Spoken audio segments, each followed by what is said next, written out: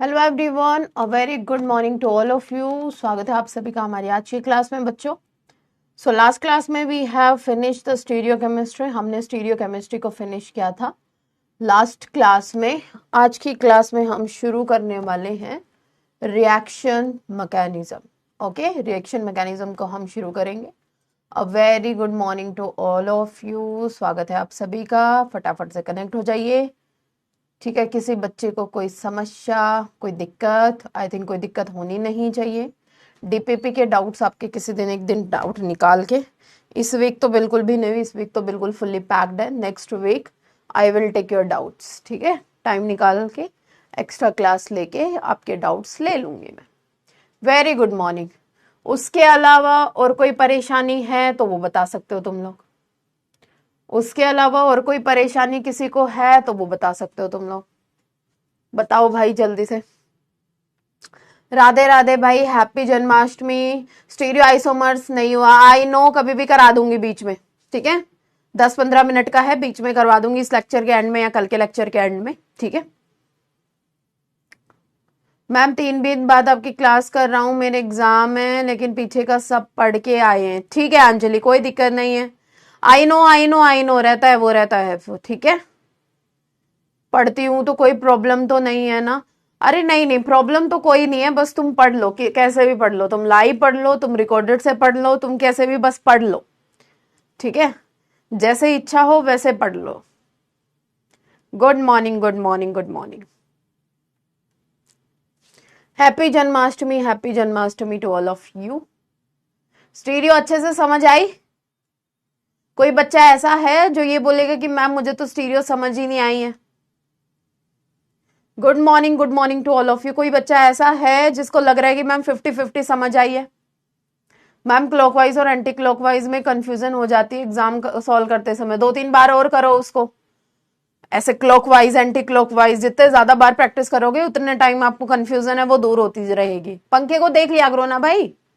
Ma'am question practice के लिए कोई बुक सजेस्ट कर दो मैम।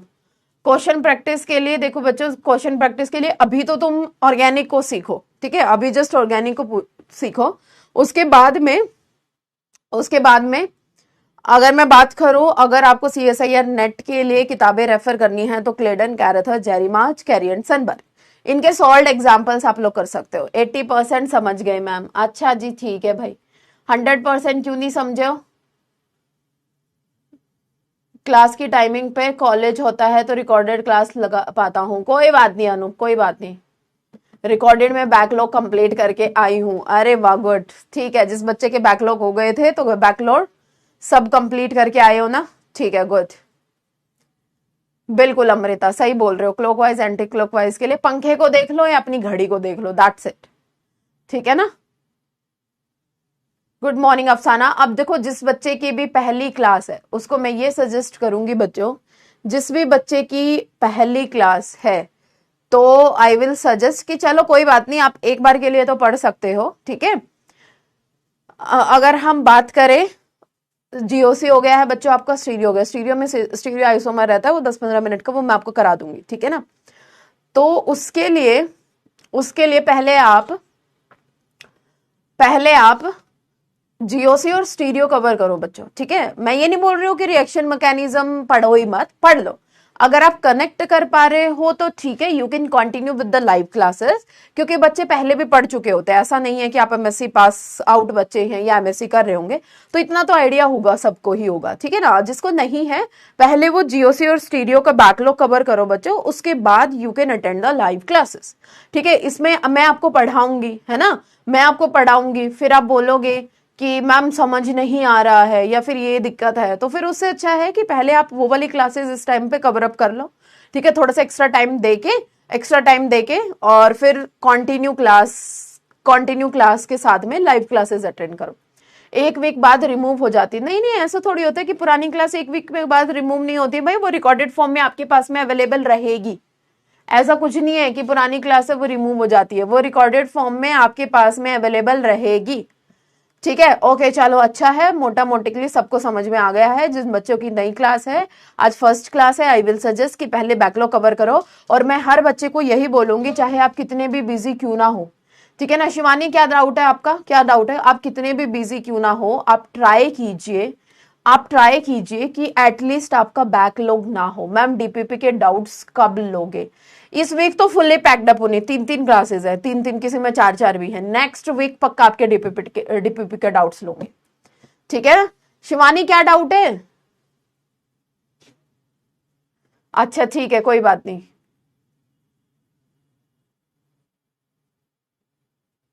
अरे बैकलॉग की क्लासेस तुम्हारे रिकॉर्डेड फॉर्म में तुम्हारे पास में अवेलेबल रहती है।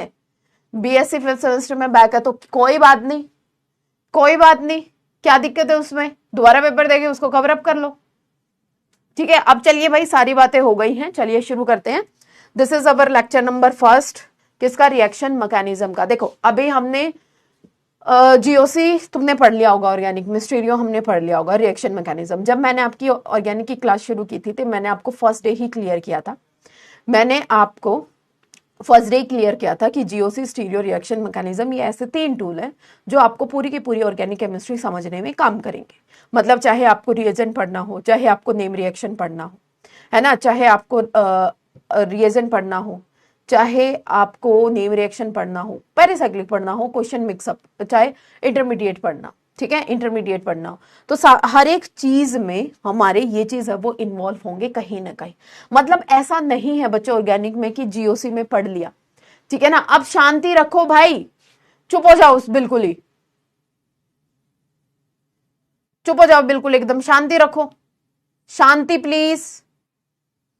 कोई कमेंट नहीं करेगा, जो भी किसी के डाउट होंगे लास्ट में ले लूंगी मैं क्लास के बाद, अभी शांति रखिए, ठीक है। प्रैक्टिस टेस्ट का ये है। मैम डाउट इंजन में डाउट का रिप्लाई नहीं आ रहा है, ठीक है भाई, इसको भी मैं देखती हूँ, ठीक है, आज देखती हूँ मैं डाउट इंजन वाला। At least for 10 days I have exam. भाई ये जो खजाना वाला है, देखो इसमें मेरे हाथ में नहीं है, आप टेक्निकल टीम से आप कांटेक्ट करो, जहां पे आपको कोई इश्यू होता है टेक्निकली, जहां पे आप कांटेक्ट करते हो वहां पे आप कांटेक्ट करो, ठीक है ना, वहां पे आप कांटेक्ट करो। और सारी चीजें आपको ऑलरेडी अवेलेबल होंगी ऐप पे, ठीक है, सारी चीजें अवेलेबल होंगी, बस आपको दिखाई नहीं दे रही होंगी। बट अभी मैं वो वाला ऐप यूज नहीं करती हूँ, तो बट स्टिल आप लोग मतलब टेक्निकल टीम से पूछिए कि ये डाउट आ रहा है, आपका डाउट है वो सॉल्व हो जाएगा, ठीक है ना। ओके, ध्यान से सुनिए अब बात को। अब मैं शुरू करूं क्लास को, शांति रखोगे? शुरू ही हो गई हो तुम तो। आप देखा क्या? Simply don't say. मैम क्या हो गया? माशुप्रिया क्या हो गया? मेरा प्रिपेयर नहीं हो पा रहा है मैम, रिमूव हो जाती है सारी क्लासेस। नहीं भाई आकांक्षा, बिल्कुल भी नहीं है, ऐसा बिल्कुल भी नहीं है। क्यों? कोई क्लासेस ऐसे थोड़ी रिमूव होगी, आपको रिकॉर्डेड फॉर्म में जब तक आपके बैच की वैलिडिटी है तब तक आपको अवेलेबल रहेगी वो। क्या दिक्कत है माशुप्रिया?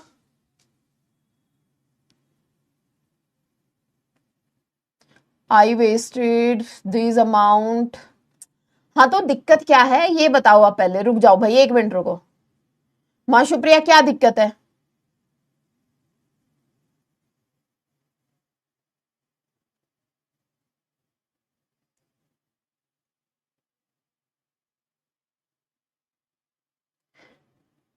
मैम क्या? Ma'am I complain since 1 month, please provide खजाना एक्सेस। बेटा देखो, मैं आपको खजाना का एक्सेस नहीं देती हूँ, आपने मेरी क्लास में अभी ये इशू रेज किया है, तो I will convey your message, ठीक है, I will convey your message.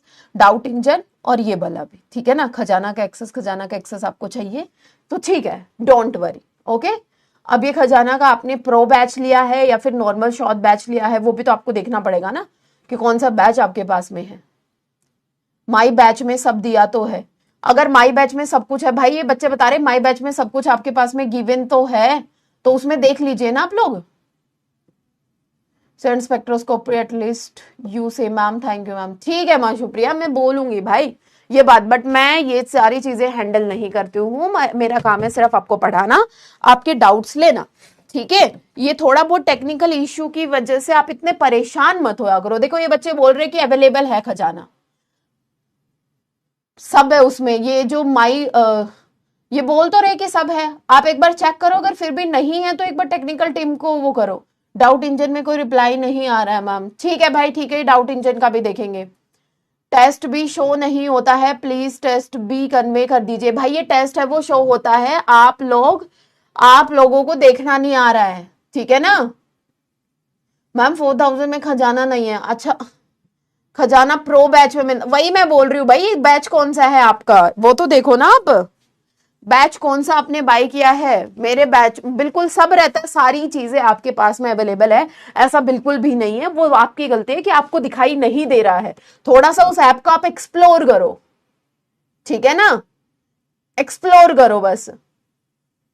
और जो ये खजाना का फीचर है that will be only in the pro batch, ठीक है, वो प्रो बैच में है। तो अगर आपने प्रो बैच लिया है, स्टिल आपके पास में खजाना का फीचर नहीं है, तो I will convey your message, ठीक है, ये मैं कर सकती हूँ। डाउट इंजन वाला भी मैं वो करूंगी।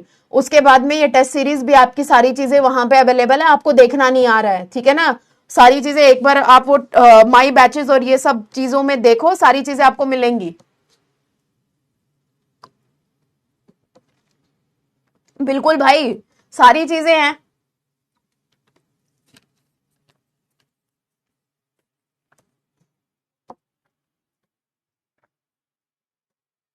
अभी रुक जाओ, अभी शांति, बस बस बस, ठीक है।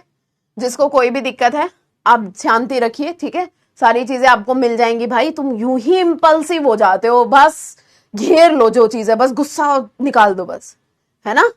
अब पढ़ लो, शांति से पढ़ लो, बहुत काम की चीज है, पूरी की पूरी ऑर्गेनिक में काम आएगी। अगर ये नहीं समझोगे तो ऑर्गेनिक की रिएक्शंस बनानी नहीं आएंगे बेटा। तो हम जो वो ऑर्गेनिक की रिएक्शंस में आपको पता नहीं चलता है ना कि कौन सी रिएक्शन कहाँ पे करें, कौन सा बॉन्ड हम कैसे तोड़ेंगे, कौन सा बॉन्ड हम फॉर्म करेंगे, चीजें पता नहीं होती हैं, ठीक है। फिर वो सारी चीजें हम आज की क्लास में कवर अप करेंगे। मतलब रिएक्शन मैकेनिज्म को इस तरीके से डील करेंगे कि आपको बेसिक बेसिक चीजें बहुत अच्छे से समझ में आ जाए। कोई भी रिएक्शन है तो आप उसको अप्रोच करना सीख जाओ। अब शांति रखेंगे, कोई भी बच्चा फालतू कमेंट नहीं करेगा, ठीक है, अदरवाइज फिर देख लेना, पढ़ाऊंगी नहीं तुम्हें, ठीक है। Okay, so this is the lecture number 1 जिसमें हम आज रिएक्शन मैकेनिज्म को शुरू करेंगे। उसके बाद में रिकैप तो कुछ है नहीं बच्चों आज की क्लास में, introduction to the reaction mechanism, ठीक है, introduction to the reaction mechanism. अब मेरी बात ध्यान से सुनो, मतलब अगर हम बात करें अपनी 11th क्लास 12th क्लास, है ना, 12th क्लास आपने बीएससी में भी रिएक्शन रिएक्शन रिएक्शन, अगर आप केमिस्ट्री पढ़ रहे हो, अगर आप लोग केमिस्ट्री पढ़ रहे हो तो आप लोगों ने रिएक्शन रिएक्शन रिएक्शन, ये रिएक्शन इस तरीके से हो गई, ये रिएक्शन उस तरीके से हो गई, ये सारी चीजें आपने देखी हैं। मतलब रिएक्शन का नाम आपने बार बार सुना है। अरे भाई शांति हो जाओ, शांति रखो, मुझे पढ़ाने दोगे या नहीं दोगे तुम लोग आज। मुझे खजाना का फीचर नहीं मिला है, मुझे ये नहीं मिला है, तुम्हें देखना नहीं आ रहा है, ऐप में सब कुछ है। अब मैं यहां ऐप तो नहीं ओपन कर सकती हूं, ठीक है ना। अरे यार शांति रखो तुम, शांति शांति। वो ऑर्गेनिक वीक है, उसी को पढ़ा रही हूं मैं, तुम मुझे पढ़ाने दोगे तभी तो सारी चीजें स्ट्रांग होंगी, पढ़ाने दो पहले। चुप हो जाओ बिल्कुल, अब किसी का कमेंट नहीं आएगा, ये अपनी राम कहानी बिल्कुल बंद करो। जो भी डाउट होगा मैं लास्ट में आपके सारे नोट कर लूंगी, ठीक है, लास्ट में सारे डाउट्स आपके नोट कर लूंगी। अब शांति रखो, ऑलरेडी 15 मिनट हमारी वेस्ट हो चुकी है। शांति, देखो ध्यान से, अगर हम बात करें 11th 12th क्लास से बच्चों, हम रिएक्शन रिएक्शन सुनते हुए आ रहे हैं।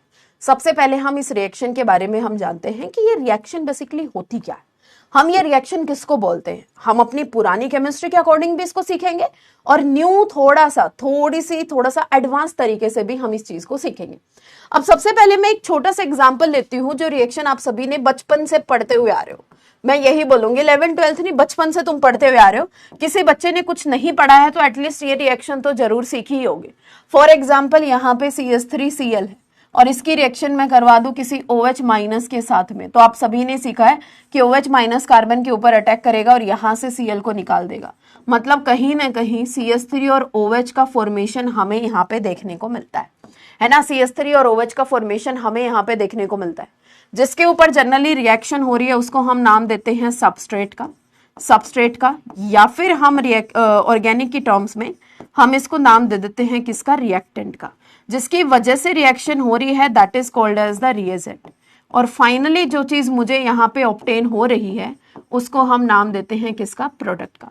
मतलब एक तरीके से एक ऑर्गेनिक केमिस्ट्री में अगर मैं एक रिएक्शन का ओवरव्यू तुम्हारे सामने लिखूं, ऑर्गेनिक केमिस्ट्री में एक रिएक्शन का ओवरव्यू अगर मैं तुम्हारे सामने लिखूं, तो जनरल मोटा मोटी हमें क्या नजर आता है कि कोई ना कोई सबस्ट्रेट यहाँ पे गिवन होगा। उस सबस्ट्रेट में जब हम कोई रिएजेंट डालेंगे, उस रिएजेंट और सबस्ट्रेट की रिएक्शन में हमें कोई नया चीज ऑब्टेन होती है जिसको हम नाम देते हैं प्रोडक्ट का। और कहीं ना कहीं इस प्रोडक्ट की कहीं ना कहीं हमारे पास में एप्लीकेशंस है। बहुत सारे ऑर्गेनिक कंपाउंड्स हम मेडिकल इंडस्ट्री में यूज करते हैं, ड्रग डिलीवरी में यूज करते हैं। तो अपने आप में बहुत वास्ट इंडस्ट्री है ये ऑर्गेनिक केमिस्ट्री की, ठीक है। तो जिसकी प्रैक्टिकल एप्लीकेशंस भी हमारे पास में अवेलेबल हैं। तो प्रोडक्ट की कुछ ना कुछ प्रैक्टिकल एप्लीकेशन है या फिर उससे कुछ इंपॉर्टेंट कंपाउंड्स का हम सिंथेसिस करेंगे, तो जनरली ये रिएक्शन हम इसलिए करवाते हैं। अब देखो ध्यान से, अगर हम बात करें, यहाँ पे तुम्हें एक चीज जरूर नजर आ रही है कि जब भी हम कोई रिएक्शन करवा रहे हैं तो यहाँ पे कार्बन और Cl का बॉन्ड यहाँ से तुमने तोड़ा है और उसके बाद में कार्बन और ऑक्सीजन का बॉन्ड तुमने यहाँ पे फॉर्म किया है। मतलब कहीं ना कहीं रिएक्शन जब होती है, किन्हीं दो सबस्ट्रेट और रिएजेंट के बीच में कहीं ना कहीं जब रिएक्शन होती है, रिएक्शन होने के बाद में जो नई चीज आपको ऑब्टेन हो रही है, कौन सी नई चीज यहाँ पे ऑब्टेन हो रही है? फॉर एग्जाम्पल CH3OH मुझे यहाँ पे ऑब्टेन हो रहा है। मतलब अगर तुम इस रिएक्शन को थोड़ा सा ध्यान से देखो, जब यहाँ पे कार्बन और Cl का बॉन्ड टूटा होगा, कार्बन और Cl का बॉन्ड टूटा होगा, तभी यहाँ पे मेरे पास में कार्बन और ऑक्सीजन का बॉन्ड बना होगा। कार्बन और Cl का बॉन्ड यहाँ से टूटा होगा, तभी हमारे पास में यहाँ पे कार्बन और ऑक्सीजन का बॉन्ड बना होगा। मतलब मैं ये बोल सकती हूँ कि जनरली रिएक्शंस, जब भी आपको रिएक्शंस देखने को मिलती हैं या कोई नया प्रोडक्ट आपको देखने को मिलता है, तो कहीं ना कहीं बच्चों पुराने बॉन्ड्स टूट रहे होंगे और नए बॉन्ड्स है वो बन रहे होंगे। यानी कि जनरली अगर मैं यहाँ पे एक रिएक्शन की थोड़ी सी हल्की सी डेफिनेशन लिखूं, तो मैं यहाँ से ये बोल सकती हूँ कि breaking of old bond, breaking of old bond यानी कि पुराने बॉन्ड्स का टूटना, and formation of new bond, and formation of new bond, पुराने बॉन्ड्स का टूटना एंड नए बॉन्ड्स का बनना, that is called as the reaction.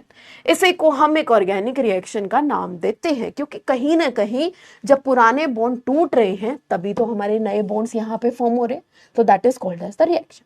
ये तो थी हमारी 11th-12th की बात, मतलब जब हम बच्चे थे, बच्चों को बहलाने के लिए कि देखो देखो बच्चों, ये पुराना बॉन्ड टूट रहा है और ये नया बॉन्ड यहाँ से फॉर्म हो रहा है, और देखो एक रिएक्शन यहाँ पे हमारी फॉर्म हो चुकी है।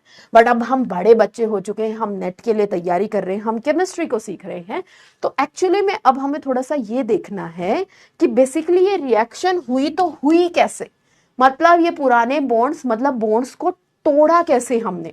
उस बॉन्ड को तोड़ने के लिए कोई ना कोई तो ड्राइविंग फोर्स होगा ना, जिसकी वजह से वो बॉन्ड है वो टूट गया। तो मतलब अल्टीमेटली हमें ये देखना है कि ये रिएक्शन की डेफिनेशन तो हमने देख ली, अब हमें ये देखना है कि व्हाई दिस अकर, मतलब ये रिएक्शंस है वो बेसिकली होती क्यों है, इनके पीछे का ड्राइविंग फोर्स क्या है।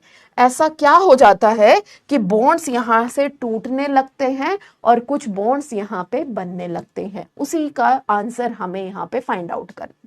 तो ध्यान से मेरी बात सुनो, अगर मैं इसी रिएक्शन को बच्चों यहाँ पे कंसीडर करूं, बिल्कुल ध्यान से सुनेंगे, चीजें इतने अच्छे से ऑर्गेनिक समझा दूंगी ना कि आपको दिक्कत नहीं आएगी कभी भी अगर ध्यान से सुनोगे तो, ठीक है। मतलब व्हाई दिस रिएक्शन अकर, कि बेसिकली ये रिएक्शन है वो हो क्यों रही है, हमें ये चीज सीखनी है कि व्हाई दिस रिएक्शन अकर। तो एक छोटी सी चीज मैं आपको बताती हूँ, यहाँ पे CH3 और Cl है ना, CH3 और Cl है।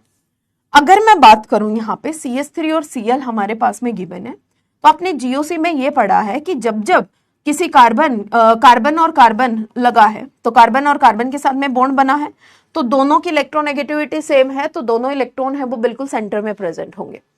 अगर किसी के साथ में कार्बन के साथ में कोई मोर इलेक्ट्रोनेगेटिव एटम जुड़ जाता है, तो ये मोर इलेक्ट्रोनेगेटिव एटम अपनी तरफ इलेक्ट्रॉन डेंसिटी को खींचता है, जिसको हम क्या बोलते हैं, इंडक्टिव इफेक्ट के थ्रू। तो वो क्या करता है कि यहाँ कार्बन के ऊपर, क्योंकि अपनी तरफ इलेक्ट्रॉन डेंसिटी को खींच रहा है, कार्बन के ऊपर डेल्टा पॉजिटिव चार्ज और क्लोरीन के ऊपर डेल्टा नेगेटिव चार्ज का जनरेशन करता है। मतलब उस इंडक्टिव इफेक्ट की वजह से कहीं ना कहीं इस मॉलिक्यूल में पोलैरिटी आ जाती है। पोलैरिटी का मतलब क्या हुआ बेटा, डेल्टा पॉजिटिव और डेल्टा नेगेटिव चार्ज। मतलब ये मॉलिक्यूल हमारा पोलर है, इसके ऊपर डेल्टा पॉजिटिव चार्ज भी है और डेल्टा नेगेटिव चार्ज भी। और यही पोलैरिटी, ध्यान से सुनो मेरी बात, यही जो पोलैरिटी आपको नजर आ रही है ना, कौन सी, डेल्टा पॉजिटिव और डेल्टा नेगेटिव चार्ज, यही हमारी हेल्प करेगी रिएक्शन को करवाने में, ठीक है ना, यही हमारी हेल्प करेगी एक रिएक्शन को होने के लिए। कैसे? फॉर एग्जाम्पल मैंने यहाँ पे डाल दिया OH माइनस, फॉर एग्जाम्पल मैंने यहाँ पे क्या डाल दिया बच्चों, OH माइनस। तो ये जो OH माइनस है इसके ऊपर कौन सा चार्ज है, नेगेटिव। हम बचपन से पढ़ते हुए आए हैं कि पॉजिटिव नेगेटिव को अट्रैक्ट करता है, नेगेटिव पॉजिटिव को अट्रैक्ट करता है, पॉजिटिव पॉजिटिव एक दूसरे को रिपेल करते हैं, नेगेटिव नेगेटिव एक दूसरे को रिपेल करते हैं। तो ये तो हमारा फिनोमेना फिजिक्स का। तो अगर ये नेगेटिव इस क्लोरीन के पास में गया तो क्लोरीन के पास में नेगेटिव है और वो क्लोरीन बोला कि नहीं भाई मैं तो रिपेल करूंगा, मेरे पास मत आ। अब ये OH माइनस क्या करता है कि क्यों ना मैं कार्बन के ऊपर जाके धक्का मारूं। क्यों मारूं? क्योंकि मुझे कार्बन से अट्रैक्शन मिल रही है और वो अट्रैक्शन कौन सी है, डेल्टा पॉजिटिव चार्ज की। तो ये क्या करता है, इस पॉजिटिव और नेगेटिव की वजह से, ये जो नेगेटिव पॉजिटिव में अट्रैक्शन हुई, अट्रैक्शन की वजह से OH माइनस जाएगा कार्बन के साथ में टकराएगा, OH माइनस जाएगा कार्बन के साथ में टकराएगा। कार्बन ऑलरेडी 4 बॉन्ड बना चुका है, कार्बन 4 ही बॉन्ड बना सकता है, 5 बॉन्ड वो बना नहीं सकता है। मतलब जब OH माइनस कार्बन के ऊपर धक्का मार रहा है तो वो कार्बन बोलता है भाई मैं इसको अपने पास रखूं कैसे, क्योंकि मैं तो ऑलरेडी 4 बॉन्ड बना चुका हूं, और जब मैं ऑलरेडी 4 बॉन्ड बना चुका हूं तो मैं इसको अपने पास नहीं रख सकता। बट मेरे पास पीछे से प्रेशर आ रहा है, OH माइनस को उतनी अट्रैक्शन मिल रही है कि ये जाके कार्बन के ऊपर अटैक कर सकता है। तो यहां से होता क्या है बेसिकली होता क्या है कि ये जो कार्बन है वो अपना एक बॉन्ड है वो तोड़ देता है। ये भी हम सीखेंगे कि ये बॉन्ड है वो टूटता कैसे है और यही बॉन्ड है वो क्यों टूटा है। तो जनरली होता क्या है कि इस अट्रैक्शन की वजह से यहाँ पे CH3OH का फॉर्मेशन होता है, प्लस यहाँ पे Cl माइनस का जनरेशन होता है। मतलब आप जनरली हम ये बोल सकते हैं कि अगर ये रिएक्शन हो रही है तो इसके पीछे का जो ड्राइविंग फोर्स मुझे नजर आ रहा है, इस पॉजिटिव और नेगेटिव चार्ज की अट्रैक्शन, यानी कि इसकी अट्रैक्शन जिसकी वजह से OH माइनस कार्बन के पास में गया, इनके बीच में यहाँ पे अट्रैक्शन हुई, इनके बीच में कॉलिजन हुआ और उस कॉलिजन की वजह से कार्बन और Cl का बॉन्ड टूटा और एक नया बॉन्ड यहाँ से फॉर्म हुआ। इसके पीछे का इस रिएक्शन के होने का ड्राइविंग फोर्स क्या है, अट्रैक्शन। इस अट्रैक्शन को हम नाम देते हैं किसका बेटा, इलेक्ट्रोस्टैटिक इंट्रैक्शन का। ऑर्गेनिक केमिस्ट्री में, मतलब हम अपनी केमिस्ट्री में इस अट्रैक्शन को बोलते हैं इलेक्ट्रोस्टैटिक अट्रैक्शन, या फिर हम बोल सकते हैं चार्जेस के बीच में अट्रैक्शन या इंट्रैक्शन। आई बात समझ में? क्योंकि इन बॉन्ड्स में पोलैरिटी थी तभी तो OH माइनस उसके पास में गया है। अगर मैं एक एग्जांपल ले लूं, यहाँ पे Cl ना लेके CH3 अल्केन ले लूं और इसकी रिएक्शन करवाना चाहूं OH माइनस के साथ में, तो तुमने देखा है कोई यहाँ पे ऐसे रिएक्शन होते हुए? मैम मैंने तो नहीं देखा भाई, तुमने किसी ने देखा हो तो बता सकते हो, तुमने भी नहीं देखा होगा, क्योंकि यहाँ पे पोलैरिटी नहीं है। और जब पोलैरिटी नहीं है तो जनरली यहाँ पे इलेक्ट्रोस्टैटिक इंट्रैक्शन नहीं होंगी। इलेक्ट्रोस्टैटिक इंट्रैक्शन नहीं होंगी तो OH माइनस कार्बन पे जाके धक्का नहीं मारेगा, अपनी इलेक्ट्रॉन डेंसिटी को पुश नहीं करेगा, वहां से कोई बॉन्ड नहीं टूटेगा। तो जनरली मुझे इस तरीके से ये रिएक्शन है वो देखने को नहीं मिलती है। मतलब जिसका हम रीजन ढूंढ रहे थे ना कि कोई भी ऑर्गेनिक रिएक्शन है वो क्यों होती है, वाई दिस रिएक्शन अक्कर, कोई रिएक्शन है वो बेसिकली क्यों होती है, तो उसका पहला रीजन हमें मिल गया है बच्चों, पहला फैक्टर हमें यहाँ पे मिल गया है इलेक्ट्रोस्टैटिक इंट्रैक्शन। मतलब जो हम अपनी ऑर्गेनिक केमिस्ट्री में पॉजिटिव नेगेटिव करके रिएक्शन करते हैं ना, ये हमारा बहुत बेसिक कंसेप्ट है, ये हमारा बहुत ही बेसिक कंसेप्ट है जो हम बार बार यूज करेंगे। पॉजिटिव नेगेटिव, बस यही करना है हमें ऑर्गेनिक केमिस्ट्री में कि पॉजिटिव का नेगेटिव पे अटैक, नेगेटिव का positive pay attack, that's it. बस उस अटैक को भी हमें थोड़ा सा अच्छे से समझ के करना है, वहां पे हमें मूर्खता नहीं दिखानी है कि कहीं पे भी हम अटैक करा दें, नहीं, हमें मूर्खता नहीं दिखानी है। बस यही सबसे ईजी है, ना कोई फॉर्मूला याद करना है तुम्हें, ना कोई कैलकुलेशन तुम्हें याद करनी है। अगर ये चीज आ गई ना तो तुम्हारे मार्क्स में, मतलब तुम्हारे हर एग्जाम में प्लस पॉइंट रहेगा। ना कोई रटने के लिए दिक्कत है, बस कंसेप्ट को हमें समझना है, कुछ चीजों को ध्यान रखना है, दैट्स इट। ना कोई कैलकुलेशन, कुछ नहीं है। मतलब यहाँ पे इलेक्ट्रोस्टैटिक इंट्रैक्शन एक इलेक्ट्रोस्टैटिक इंट्रैक्शन है जिसकी वजह से हमें रिएक्शंस है वो देखने को मिलती है। पहला रीजन ये हमारा बेसिक सा कंसेप्ट है जो हम हर एक रिएक्शन में यूज करेंगे। आप ये बोल सकते हो कि एक एडवांस एक नॉर्मल, तो ये हमारा नॉर्मल कंसेप्ट है जिसमें हम किसी रिएक्शन को क्यों कोई रिएक्शन हो रही है इससे हम एक्सप्लेन कर सकते हैं। पॉजिटिव नेगेटिव के अट्रैक्शन से हम इस चीज को यहाँ पे एक्सप्लेन कर सकते हैं। मैम दूसरा बेटा एक आती है हमारी मॉलिक्यूलर ऑर्बिटल थ्योरी। मतलब हर कोई रिएक्शन इलेक्ट्रोस्टैटिक इंटरेक्शन से एक्सप्लेन नहीं होती है। लगभग आप बोल सकते हो कि हम 90% रिएक्शंस को इस इलेक्ट्रोस्टैटिक इंटरेक्शन के कंसेप्ट से एक्सप्लेन कर सकते हैं। ठीक है, इलेक्ट्रोस्टैटिक इंटरेक्शन के कंसेप्ट से हम एक्सप्लेन कर सकते हैं, बट 100% रिएक्शंस को हम एक्सप्लेन नहीं कर सकते। तो मोस्ट इंपॉर्टेंट जो हमारी न्यू एडवांस थ्योरी है, न्यू एडवांस थ्योरी क्या बोलती है? Molecular orbital theory. तो मॉलिक्यूलर ऑर्बिटल थ्योरी से हम जनरली किसी भी रिएक्शन की एक्सप्लेनेशन कि कोई रिएक्शन क्यों हो रही है via the molecular orbital theory हम इसको एक्सप्लेन कर सकते हैं। और most advance theory and most important theory जो मेनली हर रिएक्शन के होने को एक्सप्लेन करती है, हर एक वो बारीकी से छोटा छोटा रीजन हमें देती है। कौन? Molecular orbital theory. तीसरा जो कंसेप्ट जनरली हम किसी रिएक्शन को होने के एक्सप्लेन कर सकते हैं, that is the hard soft acid base principle. यानी कि इलेक्ट्रोस्टैटिक इंटरेक्शन से भी हम रिएक्शन को एक्सप्लेन कर सकते हैं कि कोई रिएक्शन क्यों हो रही है। मॉलिक्यूलर ऑर्बिटल थ्योरी से भी हम किसी रिएक्शन को एक्सप्लेन कर सकते हैं कि कोई रिएक्शन क्यों हो रही है। Hard soft acid base principle से भी हम किसी रिएक्शन को एक्सप्लेन कर सकते हैं कि बेसिकली कोई रिएक्शन है वो क्यों हो रही है। मेरी बात ध्यान से सुनो, कोई भी ऑर्गेनिक रिएक्शन है वो क्यों होती है, उसके पीछे का ड्राइविंग फोर्स क्या होता है। तो पहले नंबर पे हमने देखा पॉजिटिव नेगेटिव के अट्रैक्शन, या फिर मैं बोल सकती हूँ उसको इलेक्ट्रोस्टैटिक इंटरेक्शन से हम किसी रिएक्शन के होने को हम एक्सप्लेन कर सकते हैं। But electrostatic interaction is not that much sufficient. आज के जमाने में जब चीजें इतनी आगे बढ़ चुकी हैं तो उन्हीं रिएक्शंस को हम मॉलिक्यूलर ऑर्बिटल थ्योरी अपनी एडवांस थ्योरी से भी एक्सप्लेन कर सकते हैं। कुछ रिएक्शंस को हम hard soft acid base principle से भी हम यूज कर सकते हैं। तो मेनली जनरली हम जब ऑर्गेनिक पढ़ेंगे तो जरूरत पड़ने पे, जहां पे मुझे जरूरत पड़ेगी वहां पे मैं इस एमओटी का यूज करूंगी। अदरवाइज हम पहले वाले इलेक्ट्रोस्टैटिक इंटरेक्शन से ही अपनी रिएक्शंस को एक्सप्लेन करते हुए चलेंगे। बट ये एमओटी मॉलिक्यूलर ऑर्बिटल थ्योरी आपको आनी चाहिए भाई।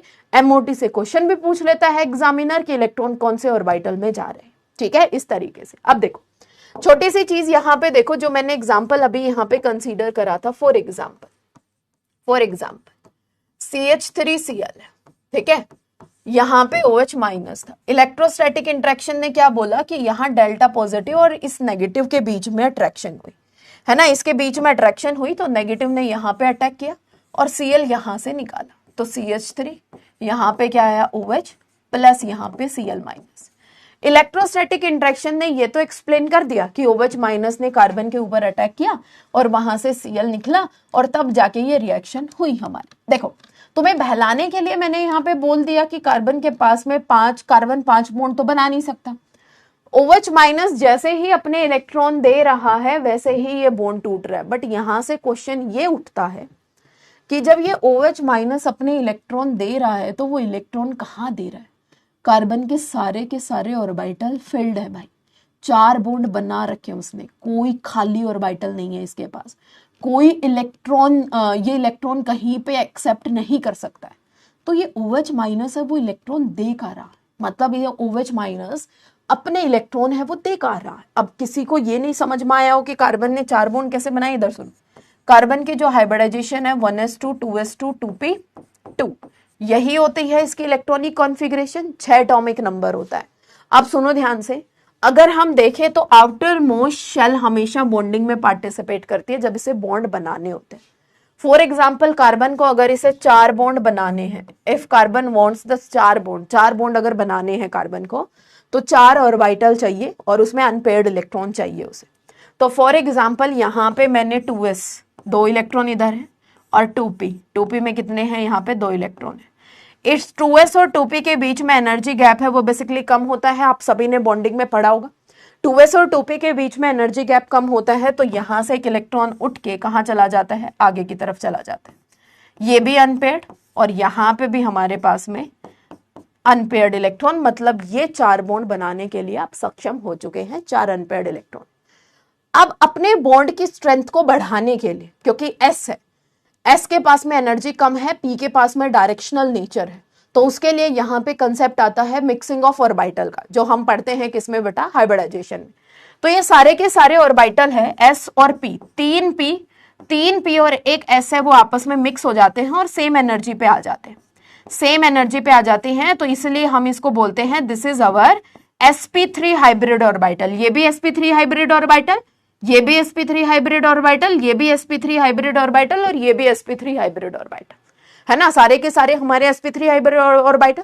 फॉर एग्जांपल अगर CH4 को फॉर्मेशन करना है तो H आएगा, एक इलेक्ट्रॉन लेके इसके साथ में बॉन्ड बनाएगा, दूसरा H एक इलेक्ट्रॉन इसके साथ और इसके साथ, इस तरीके से यहाँ पे बॉन्ड फॉर्म हो जाते हैं। तो मतलब देखो कार्बन ने चारों बॉन्ड बना लिए हैं, तो ना तो इसके पास में कोई खाली ऑर्बिटल प्रेजेंट है, इस कार्बन के पास कुछ भी मेरे पास में अवेलेबल नहीं है, तो ये OH माइनस अपने इलेक्ट्रॉन दे रहा है, तो कहाँ दे रहा है। चलो Cl माइनस का टूटना तो हमें समझ में आ गया कि OH माइनस पीछे से पुश कर रहा है, तो कहीं ना कहीं वो बॉन्ड तोड़ देगा, बट पहले जब वो इलेक्ट्रॉन डेंसिटी दे रहा है तो वो कहाँ दे रहा है, तो इसका रीजन हमें यहाँ पे इलेक्ट्रोस्टैटिक इंटरेक्शन है वो नहीं दे पाई भाई। मतलब जो इलेक्ट्रोस्टैटिक इंटरेक्शन से पॉजिटिव नेगेटिव से हम एक रिएक्शन को एक्सप्लेन कर रहे थे, उसका एक्सप्लेनेशन, वो प्रॉपर एक्सप्लेनेशन इलेक्ट्रोस्टैटिक इंटरेक्शन नहीं दे पाई। हम अपनी ऑर्गेनिक केमिस्ट्री में, मेरी बात ध्यान से सुनो, पॉजिटिव नेगेटिव से हम हर एक रिएक्शन करेंगे, but why we need molecular orbital theory. हमें मॉलिक्यूलर ऑर्बिटल थ्योरी की जरूरत क्यों पड़ी, जब हमारे पास पॉजिटिव नेगेटिव ऑलरेडी अवेलेबल था और उससे हम किसी रिएक्शन को होने को एक्सप्लेन कर पा रहे थे। तो तुम्हारे सामने ऑलरेडी यहाँ पे इसकी लिमिटेशंस पता लग गई हैं कि पॉजिटिव नेगेटिव ने हमें ये तो बता दिया कि ये रिएक्शन किस तरीके से हो रही है, बट उसने ये नहीं बताया, उसने कुछ अंदर के क्वेश्चंस का हमारा आंसर नहीं दिया। जैसे कि अगर OH माइनस अपने इलेक्ट्रॉन दे रहा है तो कौन से खाली ऑर्बिटल में दे रहा है भाई, पहले वो इलेक्ट्रॉन एक्सेप्ट कर कहाँ रहा है, तो इसका आंसर हमें नहीं मिला। रिएक्शन तो उसने एक्सप्लेन कर दिया, बट उसका आंसर हमें नहीं मिला। That's why we need the molecular orbital theory, और मॉलिक्यूलर ऑर्बिटल थ्योरी ने हमें एक्सप्लेन किया कि अगर ये OH माइनस अपने इलेक्ट्रॉन दे रहा है तो वो कहाँ दे रहा है। अभी मैं उस चीज को इंट्रोड्यूस नहीं करूंगी, जब रिएक्शंस में मॉलिक्यूलर ऑर्बिटल थ्योरी में आपको पढ़ाऊंगी तो आपको क्लियरली समझ में आएगा कि OH माइनस मतलब किस तरीके से मॉलिक्यूलर ऑर्बिटल थ्योरी ये इलेक्ट्रॉन्स के एक्सेप्टेंस को एक्सप्लेन करता है। ये सारी चीजें आपको समझ में आएंगी। तो that's why we need the molecular orbital theory. ये छोटी छोटी चीजें थी जिससे हम किसी रिएक्शंस को बेसिकली क्या कर सकते हैं बच्चों, एक्सप्लेन कर सकते हैं। मतलब एक रिएक्शन को हम वही बोल सकते हैं कि पुराने बॉन्ड्स टूट रहे हैं और नए बॉन्ड है वो बन रहे हैं। 2s से जो इलेक्ट्रॉन 2p में जा रहा है, यहाँ कोई एनर्जी कम कर रहा है, अरे भाई मिक्सिंग है, मिक्सिंग के बाद में हर एक ऑर्बिटल की एनर्जी है वो कम है। 2s और 2p में एनर्जी गैप बहुत कम है, तो इजीली वो अपने इलेक्ट्रॉन है वो ट्रांसफर कर देते हैं। ठीक है, तो यानी कि अगर हम इसमें देखें तो अभी सिर्फ हमने यहाँ पे इलेक्ट्रोस्टैटिक इंटरेक्शन से किसी रिएक्शन को होने का एक्सप्लेन किया है। इसी रिएक्शन को मैं मॉलिक्यूलर ऑर्बिटल थ्योरी से भी एक्सप्लेन करूंगी, सारी चीजें से मैं इसको एक्सप्लेन करूंगी। बस यू हैव सम पेशेंस, आपके पास में थोड़ा सा पेशेंस होना चाहिए चीजों को समझने के लिए। ठीक है, तीन चार लेक्चर हो जाने दो, चीजें एकदम एक दूसरे के साथ में कनेक्टेड रहेंगी, सारे क्वेश्चंस का आपका आंसर मिलेगा, सारी चीजें 1 बाय 1 समझ में आएंगी। बस आपको थोड़ा सा पेशेंस रखना है, क्योंकि ये सारे के सारे चैप्टर हमारे इंटरकनेक्टेड है, सारे के सारे टॉपिक इंटरकनेक्टेड है। ठीक है, तो ये किसी रिएक्शंस को हमने इलेक्ट्रोस्टैटिक इंटरेक्शन से एक्सप्लेन कर सकते हैं, MOT से एक्सप्लेन कर सकते हैं, HSAB से एक्सप्लेन कर सकते हैं। यही 3 चीजें मैं यूज करूंगी पूरी की पूरी ऑर्गेनिक केमिस्ट्री में किसी रिएक्शन को करवाने के लिए। ठीक है, बस इन्हीं के बारे में हम अभी बातें करनी है। ठीक है, ओके, चलिए अगर मैं यहाँ पे बात करूं तो जनरली अगर मैं किसी रिएक्शन को लिखूं तो हमें पता है कि अगर मुझे किसी रिएक्शन का ओवरव्यू लिखना है तो वी हैव द सबस्ट्रेट यहाँ पे गिवन होगा या फिर रिएक्टेंट। यहाँ पे हम लोग क्या डालेंगे बच्चों, रिएजेंट, और finally we will get the product. Last में हमें क्या मिलेगा, प्रोडक्ट। अब किसी रिएक्शन को होने के लिए इस रिएजेंट और सबस्ट्रेट में मुझे यहाँ पे क्या ऑब्टेन होती है, इलेक्ट्रोस्टैटिक इंटरेक्शन, जिसकी वजह से मुझे कोई रिएक्शन नजर आती है। That is the electrostatic interaction, जिसके लिए ये रिएक्शन है वो ये रिएक्शन है वो प्रोसीड करती है। किसकी, कौन सा driving force, that is the electrostatic interaction. चलिए भाई, अब थोड़ा सा हम ये चीज देख लेते हैं कि अगर हम अपनी ऑर्गेनिक की बात करें तो ये रिएजेंट किस किस तरीके के हमें मिलेंगे और ये सबस्ट्रेट किस किस तरीके के हमें दिखाई देंगे, क्योंकि हम अपनी रिएक्शंस को कंप्लीट डिटेल में पढ़ने से पहले जो ये रिएजेंट है वो किस किस तरीके के हमें देखने को मिलेंगे, हम कैसे पहचानेंगे ये रिएजेंट है, सबस्ट्रेट है वो किस तरीके से देखने को मिलेंगे, हम कैसे पहचानेंगे कि ये सबस्ट्रेट है, इनके बीच में रिएक्शंस है वो कैसे होंगी, ये सारी चीजें हमें देखनी है। सबसे पहले हम रिएजेंट के बारे में बात करेंगे, उसके बाद हम सबस्ट्रेट के बारे में हम बात करेंगे। तो सबसे पहले हम बात करते हैं रिएजेंट के बारे में। अगर हम देखें अपनी ऑर्गेनिक केमिस्ट्री में जनरली आपको दो ही टाइप के रिएजेंट्स आपको नजर आएंगे। कौन कौन से भाई, कौन कौन से भाई, या तो हमारे पास में इलेक्ट्रोफाइल होंगे, इलेक्ट्रोफाइल होंगे, दो ही टाइप से इसको क्लासिफाई करते हैं हम, या फिर यहाँ पे हमें न्यूक्लियोफाइल नजर आएंगे। दो ही चीजें नजर आएंगी, या तो तुम्हें इलेक्ट्रोफाइल नजर आएंगे बच्चों, या फिर तुम्हें यहाँ पे न्यूक्लियोफाइल नजर आएंगे। अब मैम ये इलेक्ट्रोफाइल और न्यूक्लियोफाइल का क्या मतलब है? इलेक्ट्रो का मतलब होता है बच्चों यहाँ पे इलेक्ट्रॉन, और फाइल का मतलब यहाँ पे क्या होता है, लविंग। मतलब क्या हुआ कि इलेक्ट्रॉन लविंग, इलेक्ट्रोफाइल का मतलब क्या है, इलेक्ट्रॉन लविंग। इससे पहले एक चीज देखो कि अगर हम अपनी ऑर्गेनिक केमिस्ट्री में बात करें तो हर एक मॉलिक्यूल चाहता है स्टेबिलिटी, ठीक है, stability. Neutral molecule is more stable than the charge, neutral molecule is more stable then charge, more stable then charge. जो न्यूट्रल मॉलिक्यूल है वो चार्ज मॉलिक्यूल से ज्यादा स्टेबल होता है। मैम ऐसा क्यों कि neutral molecule is more stable than the charge molecule? तो बच्चे neutral molecule is more stable than the charge because neutral having the lesser amount of energy, और जो चार्ज स्पीसीज होते हैं उनकी एनर्जी ज्यादा होती है। अब सुनो, यानी कि इसके पास में कम एनर्जी, लेस एनर्जी, और इसके पास में क्या होगी, मोर एनर्जी। जिसके पास में जितनी ज्यादा एनर्जी, अब मेरी बात एकदम पल्ले बांध लो अपने, जिसके पास में जितनी ज्यादा एनर्जी वो उतना ही ज्यादा अनस्टेबल, जिसके पास में जितनी कम एनर्जी वो उतना ही ज्यादा स्टेबल, वो उतना ही ज्यादा स्टेबल। क्योंकि देखो सुबह सुबह हमने मतलब हमारे पास में एनर्जी बहुत ही ज्यादा होती है, हमारे पास में एनर्जी सुबह सुबह जब हम उठते हैं तो we have the enough amount of energy, शाम तक आते आते वो एनर्जी हमारी कम हो जाती है। जैसे देखो हम ऐसा क्यों बोलते हैं कि सुबह की पढ़ाई ज्यादा इफेक्टिव होती है, अगर हम मॉर्निंग में 3-4 घंटे उठ के पढ़ ले तो that study is more effective. क्यों? क्योंकि उस टाइम हम अपनी फुल एनर्जी पे होते हैं, और जब इंसान कोई फुल एनर्जी पे होता है, अगर उसे आप कितना भी काम क्यों ना दे दो, भाई तुझे वहां भी जाना है, तुझे वहां भी जाना है, तो वो अनस्टेबल रहेगा, मतलब वो कहीं पे भी जा सकता है, एक जगह टिक के नहीं बैठेगा, वो अपने सारे के सारे काम करेगा। अगर शाम होते होते एक इंसान की एनर्जी कम हो जाती है, आप खुद देखो ना कि हम सुबह जितने ज्यादा एक्टिव थे शाम को उतने ही कम एक्टिव हो जाएंगे। मान लो तुम कहीं से कॉलेज से आ रहे हो, या फिर मान लो मैं तुम्हें क्लास लेके मतलब तुम्हारी क्लास लेके अपने घर जा रही हूँ, शाम को अगर हमें कोई काम बोलेगा तो हम बोलते हैं कि नहीं नहीं भाई मुझसे तो ये काम नहीं हो रहा है, और हम एक जगह जाके बेड पे लेटे रहते हैं, मतलब उतना ही ज्यादा हम स्टेबल रहते हैं, उतना ही ज्यादा हम नहीं घूमते हैं। आई बात समझ में?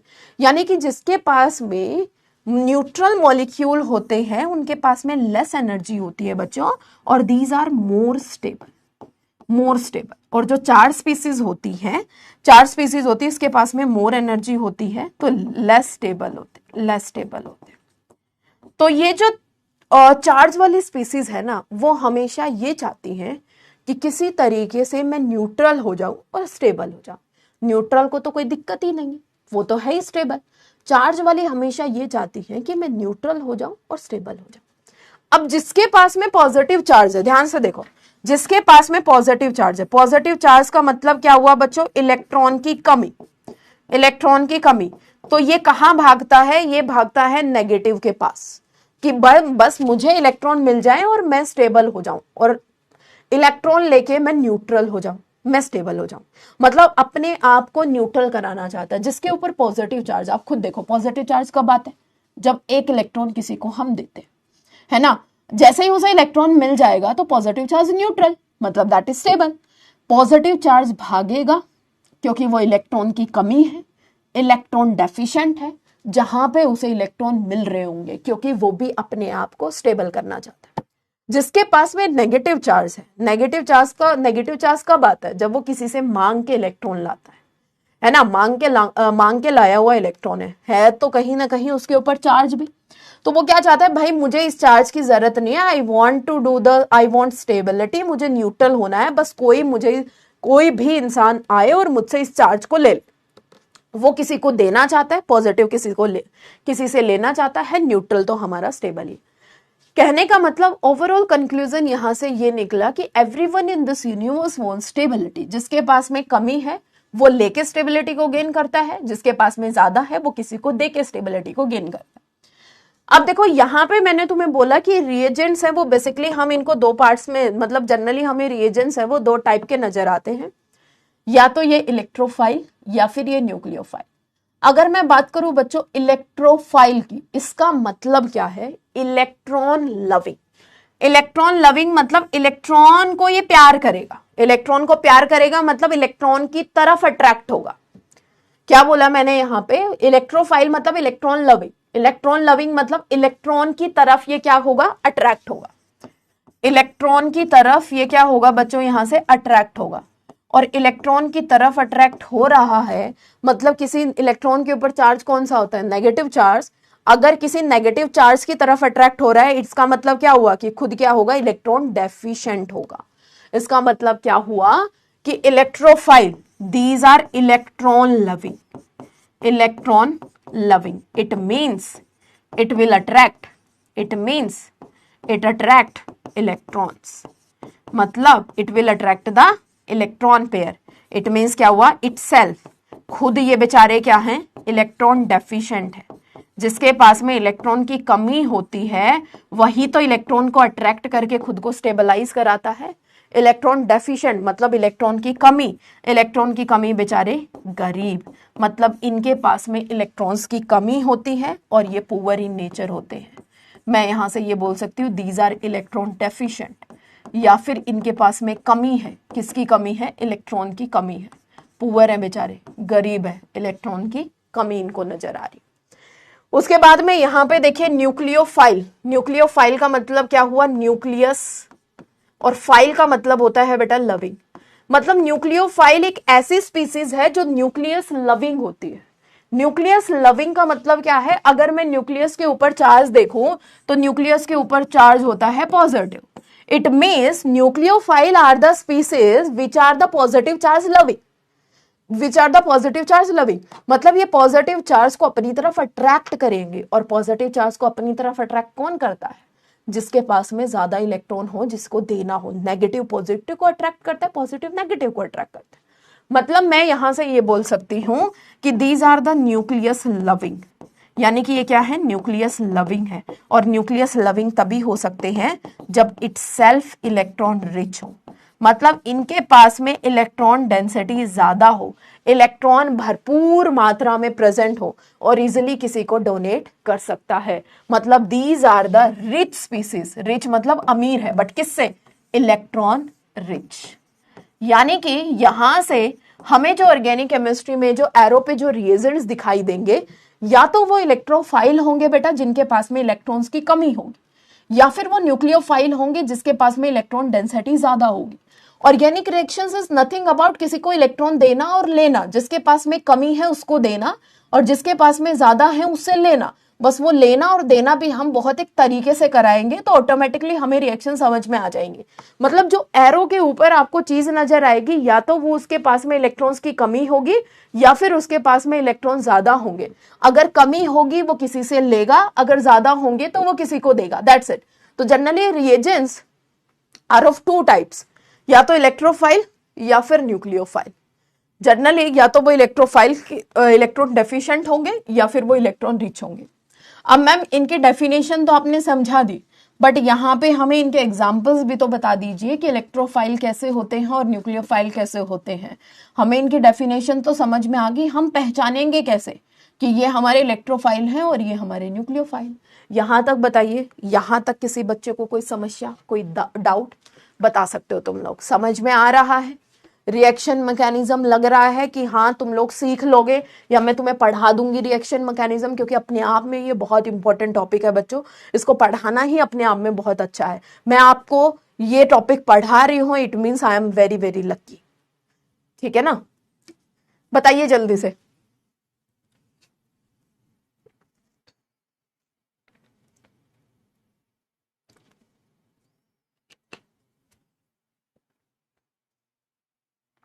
किसी भी बच्चे को कोई भी परेशानी हो, कोई भी मुझसे दिक्कत हो, यू कैन शेयर।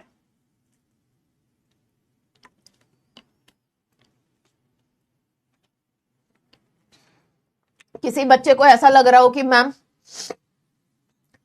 मुझे थोड़ा सा लेवल थोड़ा सा ऊपर जा रहा है, या कुछ टर्म्स मुझे समझ नहीं आ रहे, कोई बच्चा है ऐसा? कोई बच्चा है ऐसा कि मैम थोड़ा सा एडवांस सा हो रहा है, या फिर मुझे ऐसे वर्ड समझ में नहीं आ रहे हैं? देखो, आप बाद में बोलोगे तो फिर उसमें मेरी भी परेशानी होगी, भाई मैंने इतना सारा टॉपिक पढ़ा दिया, इस बच्चे को समझ नहीं आ रहा है। आप पहले बोलोगे तो I will take care of that points. ठीक है, इसलिए मेरे भी आसानी होगी और आपको भी आसानी होगी। बता देना, ठीक है, जैसे भी हो बता देना। और ऐसा नहीं है कि मैं डांटूंगी, वो तो तुम एक छोटी सी चीज को कल बार बार रिपीट करा रहे थे, इसलिए मैंने तुम्हें वो बोल दिया था। ठीक है ना? मैं डांटती नहीं हूं मैं जब तुम पूछते हो। न्यूक्लियस लविंग मतलब पॉजिटिव चार्ज लविंग, और पॉजिटिव चार्ज लविंग कौन सा होता है बेटा? जो इलेक्ट्रॉन रिच होता है अंजलि। ठीक है ना? जो इलेक्ट्रॉन रिच होता है। आई बात समझ में?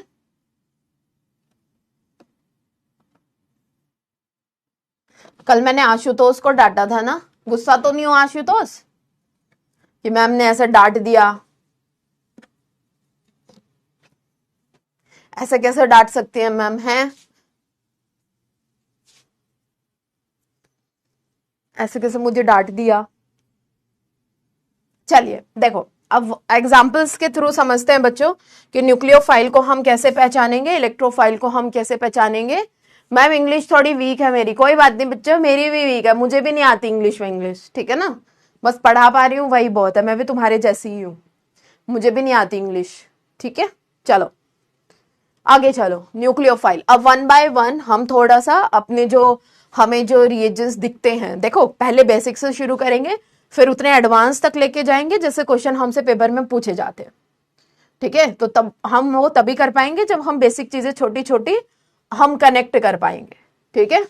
Thank you Sahu. ओके चलिए, न्यूक्लियोफाइल। तो न्यूक्लियोफाइल आ जाए मतलब इलेक्ट्रॉन रिच आ गया बच्चों, जिसके पास में इलेक्ट्रॉन्स की कमी नहीं है, बहुत अमीर आदमी है, पैसे ही पैसे है। वैसे उल्टा होता है, जिसके पास अमीर होते हैं वो किसी को देते नहीं है, कंजूस होते हैं। ठीक है? यहाँ उल्टा है, हमारी ऑर्गेनिक केमिस्ट्री उल्टी है, जिसके पास ज्यादा पैसे है वो बांटते हैं। वो तो ये देखते हैं कि बस मैं चैन से सोऊं, मुझे चोरी का डर ना हो, बस कोई पैसे मुझसे ले ले। और हमारे यहाँ जितने अमीर आदमी है, बस और ज्यादा पैसे, और ज्यादा पैसे, स्टेबिलिटी गई भाड़ में, चैन की नींद गई भाड़ में, बस पैसे ही पैसे हो। यहाँ उल्टा है, तो इसी ये भी हमसे अच्छी है, पता है, ऑर्गेनिक हमसे अच्छी है, रिएक्शन हमसे अच्छी है। तो यानी कि इलेक्ट्रॉन रिच या फिर बेचारे अमीर, और ये बहुत अच्छे वाले अमीर हैं, मतलब ये दान करते हैं। ठीक है? दान करते हैं, हमारे जैसे बिल्कुल नहीं है, बहुत अच्छे अमीर लोग हैं, दान करते हैं, जिनके इनके पास जितना पैसा होता है, बस ये तो ये बोलते हैं बस लो भाई हमसे, जिसको चाहिए वो ले लो, और हमें चैन की नींद, हमें कुछ नहीं चाहिए और। ठीक है? तो न्यूक्लियोफाइल, तो बच्चों देखो न्यूक्लियोफाइल है वो ऐसे भी होंगे जो जनरली न्यूट्रल हों। न्यूक्लियोफाइल जिनके ऊपर तुम्हें डायरेक्ट नेगेटिव चार्ज नजर आ रहा है, ऐसे न्यूक्लियोफाइल जिनके ऊपर तुम्हें डायरेक्ट नेगेटिव चार्ज नजर आ रहा है, तो उसको तो हम देखते ही पहचान जाएंगे, दीज आर द न्यूक्लियोफाइल। जैसे कि for example I minus electron rich है, B R minus, C L minus, O H minus, O R minus, F minus, NH2 minus. ठीक है? RS minus. मतलब जरूरी नहीं है कि सिर्फ ये सिर्फ एक एग्जाम्पल्स है ना, ये सिर्फ एग्जाम्पल्स है, ये सिर्फ एग्जाम्पल्स है। ऐसे मतलब जिनके ऊपर तुम्हें डायरेक्ट नेगेटिव चार्ज नजर आ रहा हो, न्यूक्लियोफाइल को इलेक्ट्रॉन डोनेटिंग बोल सकते हैं बेटा। ठीक है, या फिर यहाँ पे RC ट्रिपल बॉन्ड माइनस आ रहा है, या फिर कुछ इस टाइप की स्पीसीज है O माइनस, इनोलेट, जो हम आगे पढ़ेंगे।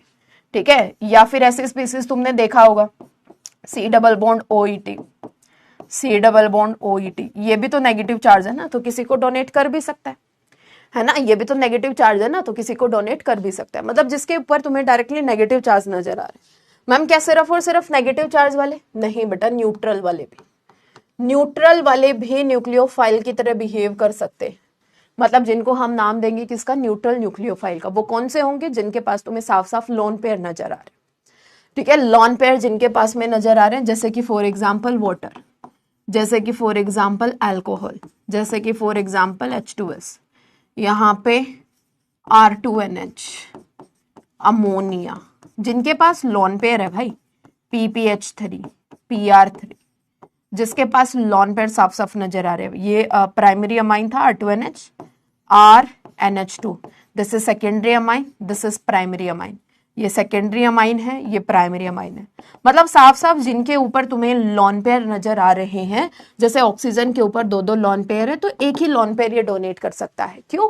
क्योंकि जब हम वाटर का एमओटी डायग्राम देखते हैं, आपने पढ़ा होगा ना वाटर का एमओटी डायग्राम, तो एक लॉन पेयर जिस मॉलिक्यूलर ऑर्बिटल में प्रेजेंट है वो हाइयर एनर्जी पे है, वो इजीली दे सकता है, और जो दूसरा वाला है वो लोअर एनर्जी पे है और बहुत ज्यादा स्टेबल है, तो वो अपना इलेक्ट्रॉन है वो ट्रांसफर नहीं करता है। हाइयर एनर्जी वाला इजीली दे देता है। तो आपको ध्यान रखना है कि जो ये वाटर है, दो दो लॉन पेयर है जो ऑक्सीजन पे, ये सिर्फ अपना एक ही लॉन पेयर किसी को ट्रांसफर कर सकता है। आई बात समझ में? ये अपना एक ही लॉन पेयर किसी को डोनेट कर सकता है। ऐसी मूर्खता नहीं करनी है कि हम दो दो लॉन पेयर किसी को डोनेट करवा रहे हैं। तो न्यूट्रल वाले। उसके बाद में यहाँ पे बॉन्ड पेयर, बॉन्ड पेयर भी हम किसी को दे सकते हैं। बॉन्ड पेयर का मतलब पाई बॉन्ड और सिग्मा बॉन्ड। पाई बॉन्ड में भी तो इलेक्ट्रॉन प्रेजेंट है, तो पाई बॉन्ड वाले इलेक्ट्रॉन भी हम किसी को दे सकते हैं। सिग्मा बॉन्ड वाले इलेक्ट्रॉन है, वो भी हम किसी को दे सकते हैं। अब इनके एग्जाम्पल बॉन्ड पेयर वाले, जैसे कि यहाँ पे एल्कीन हो गई, इलेक्ट्रॉन रिच में काउंट करेंगे। बेंजीन हो गई, इसको भी बच्चों हम इलेक्ट्रॉन रिच में काउंट करेंगे। आपने देखी होंगी ना रिएक्शंस, नाइट्रेशन ऑफ बेंजीन। तो जब नाइट्रेशन ऑफ बेंजीन हम कराते हैं, तो देखो नाइट्रेशन ऑफ बेंजीन जब हम कराते हैं तो यहाँ पे NO2 प्लस होता है, तो ये NO2 प्लस इलेक्ट्रॉन रिच इसको इलेक्ट्रॉन डेंसिटी देता है, और बेंजीन के ऊपर क्या लग जाता है? NO2 लग जाता है। ये रिएक्शन भी आपको सिखाऊंगी, बट अभी के लिए इतना देखो कि बेंजीन भी किसी को अपने इलेक्ट्रॉन दे सकता है। मतलब यहाँ पे एल्कीन है, डबल बॉन्ड है, जो किसी को अपने इलेक्ट्रॉन है वो ट्रांसफर कर रही होगी। ठीक है ना, डबल बॉन्ड है जो किसी को अपने इलेक्ट्रॉन डेंसिटी ट्रांसफर कर रही होगी। डबल बॉन्ड के केस में हमने पढ़ लिया। अब देखो यहाँ पे सिग्मा बॉन्ड। अब ये सिग्मा बॉन्ड कैसे बच्चों? For example Grignard reagent RMgX। अगर मैं यहाँ पे तुम्हें RMgX का केस समझाऊं, तो फॉर एग्जाम्पल आप सभी ने बचपन में ये रिएक्शन पढ़ी है। इस कार्बन के ऊपर कौन सा चार्ज? Delta positive. ऑक्सीजन के ऊपर कौन सा चार्ज बच्चों? Delta negative. RMgX मतलब ग्रिगनार्ड रिएजेंट CH3MgBr, इसको हम क्या बोलते हैं? RMg और X मतलब कोई हेलोजन, R मतलब कोई अल्काइल ग्रुप। तो हमें पता है कि ये मैग्नीशियम मेटल है और ये नॉन मेटल है, तो नॉन मेटल की इलेक्ट्रोनेगेटिविटी ज्यादा, और जिसकी वजह से इसके ऊपर डेल्टा नेगेटिव चार्ज, मैग्नीशियम के ऊपर डेल्टा पॉजिटिव चार्ज, यहाँ पे क्या है? Br। बट इनके बीच में ना इलेक्ट्रोनेगेटिविटी डिफरेंस बहुत ज्यादा होता है। मेटल और नॉन मेटल के बीच में इलेक्ट्रोनेगेटिविटी डिफरेंस बहुत ज्यादा होता है। तो यहाँ पे क्या होता है कि जो ये इलेक्ट्रॉन है बहुत ज्यादा इस कार्बन की तरफ होते हैं। ऐसा इस केस में नहीं होता, इस केस में नहीं होता है, क्योंकि यहाँ पे मेटल नहीं है मेरे पास में। मेटल और नॉन मेटल के बीच में इलेक्ट्रोनेगेटिविटी डिफरेंस ज्यादा होता है। ये बॉन्ड बहुत ज्यादा पोलर होता है बच्चों as compare to this bond के। ये बात समझ लो, ये बॉन्ड बहुत ज्यादा पोलर होता है as compare to this bond के। तो जनरली ये इलेक्ट्रॉन यहाँ पे ज्यादा होते हैं। तो इसीलिए कभी कभार लोग इसको ऐसे भी लिख देते हैं CH3 माइनस Mg प्लस और यहाँ पे Br। बट एक्चुअल कंसेप्ट क्या है कि इलेक्ट्रोनेगेटिविटी डिफरेंस बहुत ज्यादा है। कार्बन अपनी तरफ इलेक्ट्रॉन डेंसिटी बहुत ज्यादा खींच लेता है, और इतना मतलब इलेक्ट्रॉन रिच ज्यादा हो जाता है, और वो इजीली किसी को अपने इलेक्ट्रॉन दे पाता है because of high electronegative difference. तो इसीलिए लोग इस चीज को CH3 माइनस Mg प्लस भी लिखते हैं। हालांकि एक्चुअल नेगेटिव लिखना गलत बात है बेटा। अगर हमने यहाँ नेगेटिव पॉजिटिव डायरेक्ट लिख दिया ना, तो इसका मतलब हमने बॉन्ड को आयोनिक कंसीडर कर लिया प्रॉपर। और आपने केमिस्ट्री में पढ़ा होगा, केमिस्ट्री की भाषा में पढ़ा होगा, ना तो कोई बॉन्ड है वो 100% आयोनिक बॉन्ड होता है, ना ही कोई बॉन्ड है वो 100% कोवेलेंट होता है ना। तो CH3 माइनस Mg+ हम नहीं लिख सकते, बट अपनी रिएक्शंस के लिए जस्ट रिप्रेजेंट करने के लिए हम लिख सकते हैं। एक्चुअली में क्या होता है कि ये इलेक्ट्रॉन अटैक करते हैं, क्योंकि बहुत ज्यादा इलेक्ट्रॉन रिच है और ये बॉन्ड ऊपर शिफ्ट होता है। मतलब ये जो सिग्मा बॉन्ड है ना बेटा, ये अटैक करता है, CH3 माइनस अटैक नहीं करता, ये सिग्मा बॉन्ड अटैक करता है। ये सिग्मा बॉन्ड जाके अटैक करता है। बस वो हम अपने दिमाग हमें, क्योंकि हमने 11th-12th में ऐसा पढ़ा है, मास्टर ने कभी हमें बताया ही नहीं, वो ऐसे लिखता है प्लस Br लिखता है, नेगेटिव को अटैक करवाता है और बॉन्ड को ऊपर शिफ्ट कराता है। प्रोडक्ट तो दोनों से एक ही बनेंगे। ये हमारी कन्वीनियंट के लिए, ये हमारी कन्वीनियंट के लिए, ठीक है ना, क्योंकि बच्चों को ये चीज समझ नहीं आती है, ये हमारी कन्वीनियंट के लिए। बट एक्चुअली में यहाँ पे O- और यहाँ पे क्या लग जाता है CH3। ये रिएक्शंस आगे पढ़ाऊंगी रिएजेंट्स में डिटेल में, ग्रिग्नार्ड रिएजेंट के बारे में डिटेल में पढ़ेंगे। बस यहां से मेरा पॉइंट आपको समझाने का ये था कि ये जो सिग्मा बॉन्ड है बेटा, क्योंकि अगर ये किसी को इलेक्ट्रॉन दे रहा है तो मतलब ये न्यूक्लियोफाइल की तरह बिहेव कर रहा है। ग्रिग्नार्ड रिएजेंट सेम इसी तरीके से यहाँ पे RLi का बॉन्ड, सेम इसी तरीके से यहाँ पे R2CuLi, ये होगा हमारा ग्रिग्नार्ड रिएजेंट, ग्रिग्नार्ड रिएजेंट, ठीक है। ये क्या है, ऑर्गेनोलिथियम कंपाउंड, ऑर्गेनोलिथियम, इसको भी हम ऑर्गेनो मैग्नीशियम भी बोल सकते हैं, बट इसका कॉमन नेम है हमारा ग्रिग्नार्ड रिएजेंट, और इसको बोलते हैं गिलमान रिएजेंट या फिर organo copper, Gilman reagent. R2CD cadmium, इस टाइप के ऑर्गेनो मेटालिक रिएजेंट। मतलब ये सिग्मा बॉन्ड के थ्रू अपनी इलेक्ट्रॉन डेंसिटी है वो ट्रांसफर करते हैं। ये क्या करते हैं, सिग्मा बॉन्ड के थ्रू अपनी इलेक्ट्रॉन डेंसिटी है वो ट्रांसफर करते हैं। मतलब these are all are the examples of nucleophile. ये सिर्फ इतने नहीं है, क्योंकि ऑर्गेनिक में तो बहुत सारे न्यूक्लियोफाइल है, हर किसी को मैं यहां नहीं लिखूंगी। ये आपको करवाने का पर्पस क्या, कि आपको इतना पहचानना आना चाहिए कि कौन इलेक्ट्रॉन रिच है, कौन किसी को अपने इलेक्ट्रॉन कहां से दे सकता है। बताओ इतना क्लियर हुआ है नहीं हुआ? मैं आगे बढ़ू अब इलेक्ट्रोफाइल्स की तरफ। अगर यहां तक क्लियर है तो शुड आई मूव अहेड? जल्दी बोलो।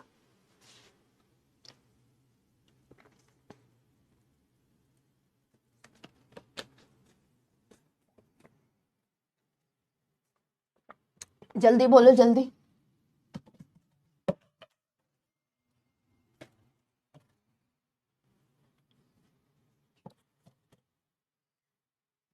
किसी को कोई दिक्कत, कोई समस्या? चलिए भाई इलेक्ट्रोफाइल्स की तरफ बढ़ते हैं।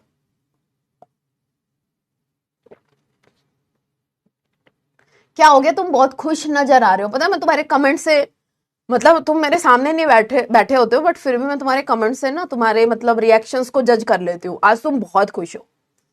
जन्माष्टमी की वजह से खुश हो या फिर किस लिए खुश हो?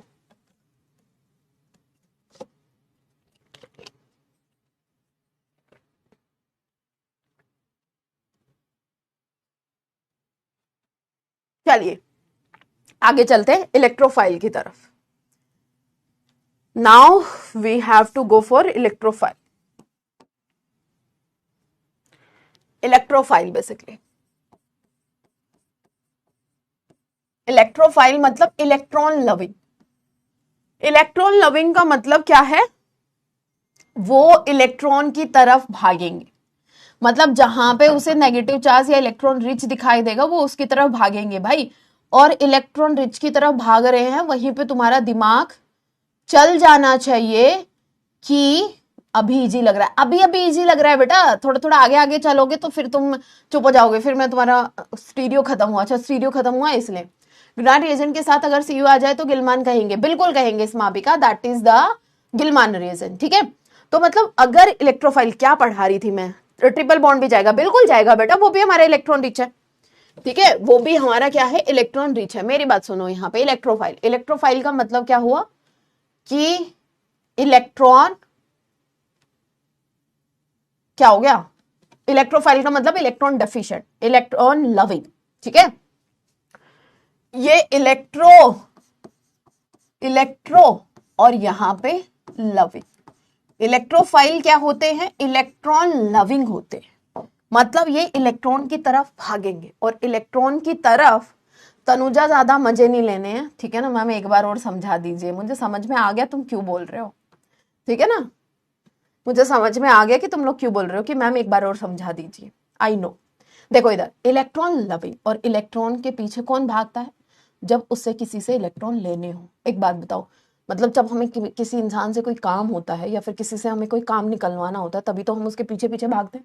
और जब हमें किसी से कोई काम ही नहीं है या फिर उसका हमारी जिंदगी में कोई लेना देना ही नहीं है, उस इंसान के बारे में हम सोचते ही नहीं है। मतलब ही इंसान हम लोग, है ना? मतलब ही इंसान सब लोग। तो वही इसको अपना मतलब है, इसको न्यूट्रल होना है, स्टेबिलिटी की तरफ जाना है, क्योंकि इसे इलेक्ट्रॉन चाहिए स्टेबल होने के लिए, क्योंकि खुद क्या है? ये इलेक्ट्रॉन डेफिशिएंट है, ठीक है ना? मतलब these are the species that are electron deficient in nature. इनके पास में इलेक्ट्रॉन की कमी है, तभी ये इलेक्ट्रॉन रिच की तरफ भागेंगे। या फिर हम इसको नाम देंगे बेचारे गरीब का, जिनके पास में, गरीब किससे? पैसे से नहीं, इलेक्ट्रॉन से, ठीक है ना? पैसे से नहीं, इलेक्ट्रॉन से गरीब है। तो यानी कि ये इलेक्ट्रोफाइल है जो बेचारे क्या है? गरीब है। अब मैम ये इलेक्ट्रोफाइल कैसे कैसे हो सकते हैं? जिनके ऊपर डायरेक्ट तुम्हें पॉजिटिव चार्ज नजर आए। डायरेक्ट तुम्हें पॉजिटिव चार्ज नजर आए, उस पॉजिटिव चार्ज को देख के ही समझ जाना कि ये इलेक्ट्रोफाइल है। अब कैसे कैसे पॉजिटिव चार्ज हो सकते हैं? जैसे कि यहाँ पे H प्लस है, positive charge, NO2 plus, positive charge, SO3H plus, positive charge, ठीक है? उसके बाद में यहाँ पे अगर हम देखें तो मैम कार्बोकटायन, इलेक्ट्रॉन कितने हैं कार्बन पे? 6 इलेक्ट्रॉन, होने कितने चाहिए? 8। एक पॉजिटिव चार्ज है, means this is electron deficient in nature. Rn2 plus, जिसके पास में डायरेक्ट तुम्हें यहाँ पॉजिटिव चार्ज नजर है। कहने का मतलब मुझे सारे पॉजिटिव चार्ज लिखने की जरूरत नहीं है, तुम्हें जहां पे जिसके ऊपर डायरेक्टली पॉजिटिव चार्ज नजर आ रहा है और वो इलेक्ट्रॉन ले सकता है, तो that is electron deficient in nature, वो इलेक्ट्रोफाइल की तरह काम करेगा। और बेवकूफी वाली हरकत ये नहीं करनी है। देखो इधर, मुझे पता है तुम लोगों का, तुम बेवकूफी वाली हरकत ये करोगे कि नाइट्रोजन के ऊपर पॉजिटिव चार्ज आ गया। अच्छा मुझे एक बात बताओ, क्या ये इलेक्ट्रोफाइल की तरह बिहेव करेगा? या फिर ऑक्सीजन के ऊपर पॉजिटिव चार्ज आ गया तो क्या ये इलेक्ट्रोफाइल की तरह बिहेव करेगा? बताना जरा मुझे। NH4 प्लस और OR3 प्लस, क्या ये इलेक्ट्रोफाइल की तरह बिहेव करेंगे या नहीं करेंगे? That is my question. Will it behave as a electrophile और नॉट? क्या ये इलेक्ट्रोफाइल की तरह बिहेव करेंगे बच्चों या नहीं करेंगे? ये बताओ फटाफट कमेंट करके जल्दी से। वाई?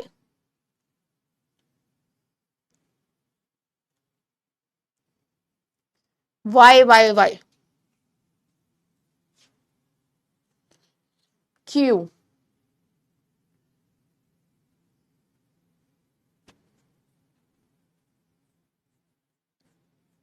रीजन तो बताओ। वैसे तुम बहुत अच्छे बच्चे हो, रीजन तो बताओ।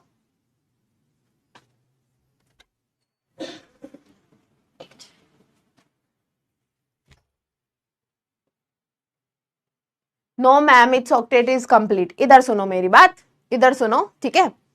नाइट्रोजन मैक्सिमम बेटा 3 बॉन्ड, 3 बॉन्ड। अगर हम नाइट्रोजन की वैलेंसी देखें तो जनरली यहाँ पे 3 बॉन्ड बना सकता है, ठीक है? और यहाँ पे लॉन पेयर, तो 3 बॉन्ड इसने बनाए। 4th बॉन्ड मतलब ये कोवेलेंसी 4 तक कब एक्सपेंड करेगा?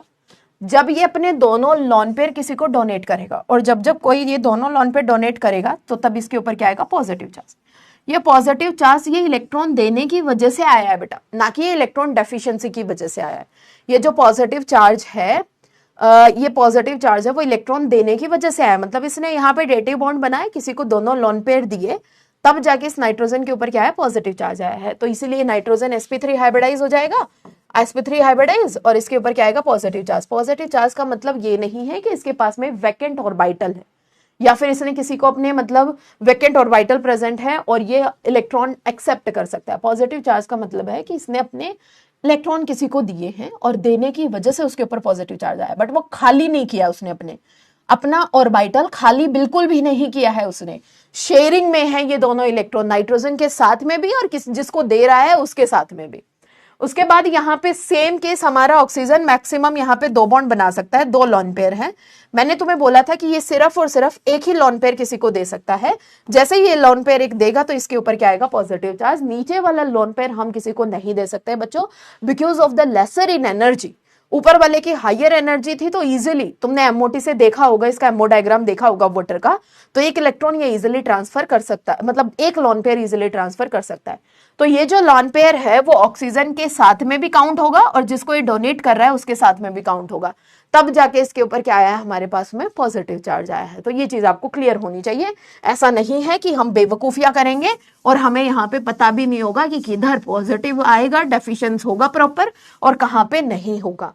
आई बात समझ में? तो ये चीज आपको यहाँ पे ध्यान रखनी है। अब देखो, जिसके ऊपर जनरली आपको डायरेक्ट पॉजिटिव चार्ज नजर आ रहा है, बट वो पॉजिटिव चार्ज भी ऐसा कि वो इलेक्ट्रॉन लेने में सक्सेसफुल हो, ठीक है ना, वो इलेक्ट्रॉन लेने में सक्सेसफुल। ऐसा नहीं है कि NH4 प्लस की तरह या OR3 प्लस की तरह वो पॉजिटिव चार्ज, ठीक है, ये भी आपको ध्यान रखना है।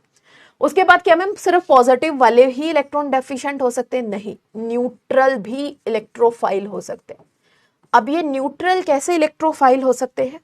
जैसे कि यहाँ पे फ्री रेडिकल्स का केस अगर मैं बताऊं, फ्री रेडिकल का मतलब क्या हुआ कि जब कार्बन के ऊपर एक और इलेक्ट्रॉन है तो यहाँ पे टोटल कितने इलेक्ट्रॉन है, 7 इलेक्ट्रॉन। होने कितने चाहिए, 8। न्यूट्रल है, चार्ज नहीं है बट न्यूट्रल है, but this is electron deficient in nature. उसके बाद में यहाँ पे आती है कार्बीन। कार्बीन का मतलब मैम, कार्बीन का मतलब है कि कार्बन के पास में ना 6 इलेक्ट्रॉन हो, 2 तो इसने बॉन्ड बना रखे हो, 2 यहाँ पे नॉन बॉन्डेड हो, 6 इलेक्ट्रॉन। ये कार्बीन भी रिएक्शन इंटरमीडिएट होता है, रिएक्शन के बीच में फॉर्म होती है, डिटेल में पढ़ाऊंगी इसको भी। तो ये भी हमारी इलेक्ट्रॉन डेफिशिएंट है। सेम इसी तरीके से नाइट्रीन भी इलेक्ट्रॉन डेफिशिएंट होती है, Rn। इसमें भी हमारे पास में कितने इलेक्ट्रॉन होते हैं बच्चों, 6 इलेक्ट्रॉन यहाँ पे नाइट्रीन के पास में अवेलेबल होते हैं। Free radical carbon, nitrene, all Lewis acids, सारे के सारे लुईस एसिड है, वो भी न्यूट्रल इलेक्ट्रोफाइल है। जैसे कि for example BF3, AlCl3, BF3, AlCl3, 3 he bond बना रखे हैं, 6 इलेक्ट्रॉन है, 2 की कमी है। BF3, all Lewis acid, FeCl3, मतलब जितने भी लुईस एसिड है। SnCl4, लुईस एसिड मतलब कि क्या हुआ कि जिसके पास में जो लॉन पेयर एक्सेप्ट कर सकते हैं, मतलब जिसके पास में इलेक्ट्रॉन्स की कमी है, तुम्हारे पास में इलेक्ट्रॉन्स की कमी है, ठीक है, उसकी बैलेंसी कंप्लीट नहीं है। तो जनरली सारे के सारे लुईस एसिड्स है वो भी हमारी इसी कैटेगरी में होंगे। अब और कैसे होते हैं और कैसे किसको हम इलेक्ट्रोफाइल बोल सकते हैं, वो चीज अब हमें जाननी है। ये इंपॉर्टेंट है क्योंकि ये हमें बार बार रिएक्शंस में काम आएगा। जैसे कि for example carbon double bond oxygen और यहाँ पे ऑक्सीजन है, तो बच्चों यहाँ पे ना तो तुम्हें कोई इलेक्ट्रोफाइल नजर आ रहा है, ना तुम्हें यहाँ पे न्यूक्लियोफाइल नजर आ रहा है प्रॉपर। इलेक्ट्रोफाइल का मतलब जिसके पास में प्रॉपर ही इलेक्ट्रॉन्स की कमी, और न्यूक्लियोफाइल का मतलब कि जिसके पास में इलेक्ट्रॉन रिच हो। बट न्यूक्लियोफाइल तो मुझे नजर आ रहा है, ऑक्सीजन के पास में लॉन पेयर है, हम दे सकते हैं किसी को, बट वो देंगे कब नहीं, वो चीज हमें देखनी है। तो देखो, या फिर हम यहाँ पे देखें कि CH3 C triple bond nitrogen और लॉन पेयर, ठीक है, इस टाइप की स्पेसेस तुम्हारे सामने आ जाए। कार्बन के ऊपर डेल्टा पॉजिटिव चार्ज, नाइट्रोजन के ऊपर डेल्टा नेगेटिव चार्ज, कार्बन के ऊपर डेल्टा पॉजिटिव, ऑक्सीजन के ऊपर डेल्टा नेगेटिव। यहाँ इस टाइप की स्पीसीज में हम ढूंढते हैं सेंटर, क्योंकि यहाँ इलेक्ट्रॉन रिच भी है और इलेक्ट्रॉन डेफिशिएंट भी। यहाँ पे हम ढूंढते हैं बच्चों सेंटर। ये कोई प्रॉपर इलेक्ट्रोफाइल या न्यूक्लियोफाइल में हम इसको काउंट नहीं करेंगे। ऐसे मॉलिक्यूल्स हैं जहां पे एक पर्टिकुलर सेंटर किसी इलेक्ट्रॉन डेफिशिएंट और इलेक्ट्रॉन रिच की तरह बिहेव करेगा। जैसे कि ये वाला जो हमारा सेंटर है वो क्या है, इलेक्ट्रॉन डेफिशिएंट है, इलेक्ट्रॉन डेफिशिएंट सेंटर है। This centre is nothing but electron deficient centre, या फिर मैं इसको बोलूंगी इलेक्ट्रोफिलिक सेंटर, ठीक है, इलेक्ट्रोफिलिक सेंटर। ये जो सेंटर बच्चों आपको नजर आ रहा है, ये आपको नजर आ रहा है इलेक्ट्रॉन रिच, तो इसको मैं बोलूंगी यहाँ पे न्यूक्लियोफिलिक सेंटर। मतलब ये ऐसे मॉलिक्यूल्स हैं जिनमें मेरे पास में न्यूक्लियोफिलिक सेंटर है और electrophilic centre. These are not proper electrophile and nucleophile. यहाँ पे हमारे पास में इलेक्ट्रोफिलिक सेंटर है एंड न्यूक्लियोफिलिक सेंटर है, ठीक है। उसके बाद ऊपर वाले में ये जो सेंटर आपको नजर आ रहा है ये इलेक्ट्रोफिलिक और ये इलेक्ट्रॉन रिच, ये इलेक्ट्रो डेफिशिएंट, ये इलेक्ट्रॉन रिच। अगर कोई न्यूक्लियोफाइल मतलब इलेक्ट्रॉन रिच अगर अटैक करने आएगा तो वो कहाँ अटैक करेगा? इलेक्ट्रॉन डेफिशिएंट में। बॉन्ड कहाँ शिफ्ट होगा? ऊपर की तरफ। तो यानी कि यहाँ पे क्या आया? NU, और यहाँ पे क्या आया? O-। तो इनकी रिएक्शन हमें कुछ इस तरीके से देखने को मिलती है। जैसे कि फॉर एग्जाम्पल यहाँ पे कोई एल्डिहाइड है तो ये वाला जो सेंटर है ये इलेक्ट्रोफिलिक सेंटर है। अगर कोई कीटोन है तो ये वाला जो सेंटर है, क्योंकि इसके ऊपर डेल्टा पॉजिटिव इसके ऊपर डेल्टा नेगेटिव, तो ये इलेक्ट्रॉन डेफिशिएंट की तरह काम करेगा। कार्बन डबल बॉन्ड सल्फर, ये सेंटर इलेक्ट्रॉन डेफिशिएंट की तरह काम करेगा। उसके बाद यहाँ पे कार्बोक्सिलिक एसिड आपको दे दिया जाए तो कार्बोक्सिलिक एसिड में ये वाला सेंटर इलेक्ट्रॉन डेफिशिएंट की तरह काम करेगा। अगर मैं बात करूं एस्टर की तो ये वाला सेंटर इलेक्ट्रॉन डेफिशिएंट की तरह काम करेगा। उसके बाद आगे बढ़ते हैं बच्चों, anhydride, C double bond O, C double bond O R, ये वाला सेंटर इलेक्ट्रॉन डेफिशिएंट की तरह काम करेगा। These all are the electron deficient centre. अगर यहाँ पे कोई इपोक्साइड है, इसके ऊपर, इस कार्बन के ऊपर डेल्टा पॉजिटिव, इसके ऊपर डेल्टा नेगेटिव, ये जो सेंटर है ये इलेक्ट्रोफिलिक सेंटर की तरह काम करेगा। मतलब अगर किसी इलेक्ट्रॉन रिच को अटैक करने आना है तो वो इस सेंटर के ऊपर आके क्या करेगा? अटैक करेगा। ठीक है। इसी तरीके से अगर हम देखें CH3Cl था, ये कोई इलेक्ट्रोफाइल और न्यूक्लियोफाइल नहीं था, यहाँ पे एक सेंटर अवेलेबल है। सेंटर कौन सा अवेलेबल है? इसके ऊपर डेल्टा पॉजिटिव, इसके ऊपर डेल्टा नेगेटिव, ये स्टार वाला इलेक्ट्रॉन डेफिशिएंट सेंटर अवेलेबल है। अगर यहाँ पे PHCH2Cl है तो ये वाला जो सेंटर है that is electron deficient centre.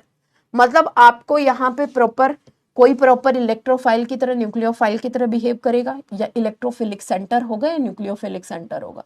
एक से ज्यादा सेंटर है जो इलेक्ट्रॉन रिच भी है डेफिशिएंट भी है, तो उनमें हम सेंटर ढूंढेंगे कि अगर इलेक्ट्रॉन रिच का अटैक कराना है तो कहाँ कराएंगे, इलेक्ट्रॉन रिच का, इलेक्ट्रॉन डेफिशिएंट अगर कोई अटैक करने आ रहा है तो वो कहाँ करेगा। तो वो चीजें भी हमें यहाँ पे ढूंढनी है। तो मतलब अभी हमने देखा यहाँ पे इलेक्ट्रोफाइल को पहचानना सीखा बच्चों, और यहाँ पे हमने न्यूक्लियोफाइल को पहचानना सीखा। अभी तक सिर्फ हमने ये चीजें सीखी है, इलेक्ट्रोफाइल कौन सा होगा, न्यूक्लियोफाइल कौन सा होगा। मतलब कि जो ये रिएक्शन हम देख रहे थे कि सबस्ट्रेट है, रिएजेंट है या रिएजेंट है, उन दोनों में रिएक्शन होके फाइनल प्रोडक्ट का फॉर्मेशन हो रहा है। अभी तक सिर्फ मैंने आपको रिएजेंट सिखाए कि रिएजेंट या तो इलेक्ट्रॉन रिच या इलेक्ट्रॉन डेफिशिएंट, ठीक है, या तो इलेक्ट्रॉन रिच या इलेक्ट्रॉन डेफिशिएंट। अब हम बात करते हैं सबस्ट्रेट की, ठीक है। अब हम बात करते हैं सबस्ट्रेट की। सबस्ट्रेट कैसा होगा? अगर मैं बात करूं सबस्ट्रेट की, सबस्ट्रेट मतलब जिसके ऊपर ये इलेक्ट्रॉन रिच और इलेक्ट्रॉन डेफिशिएंट अटैक करने जाएंगे, ये इलेक्ट्रॉन रिच और इलेक्ट्रॉन डेफिशिएंट अटैक करने जाएंगे, वो होता है हमारा सबस्ट्रेट।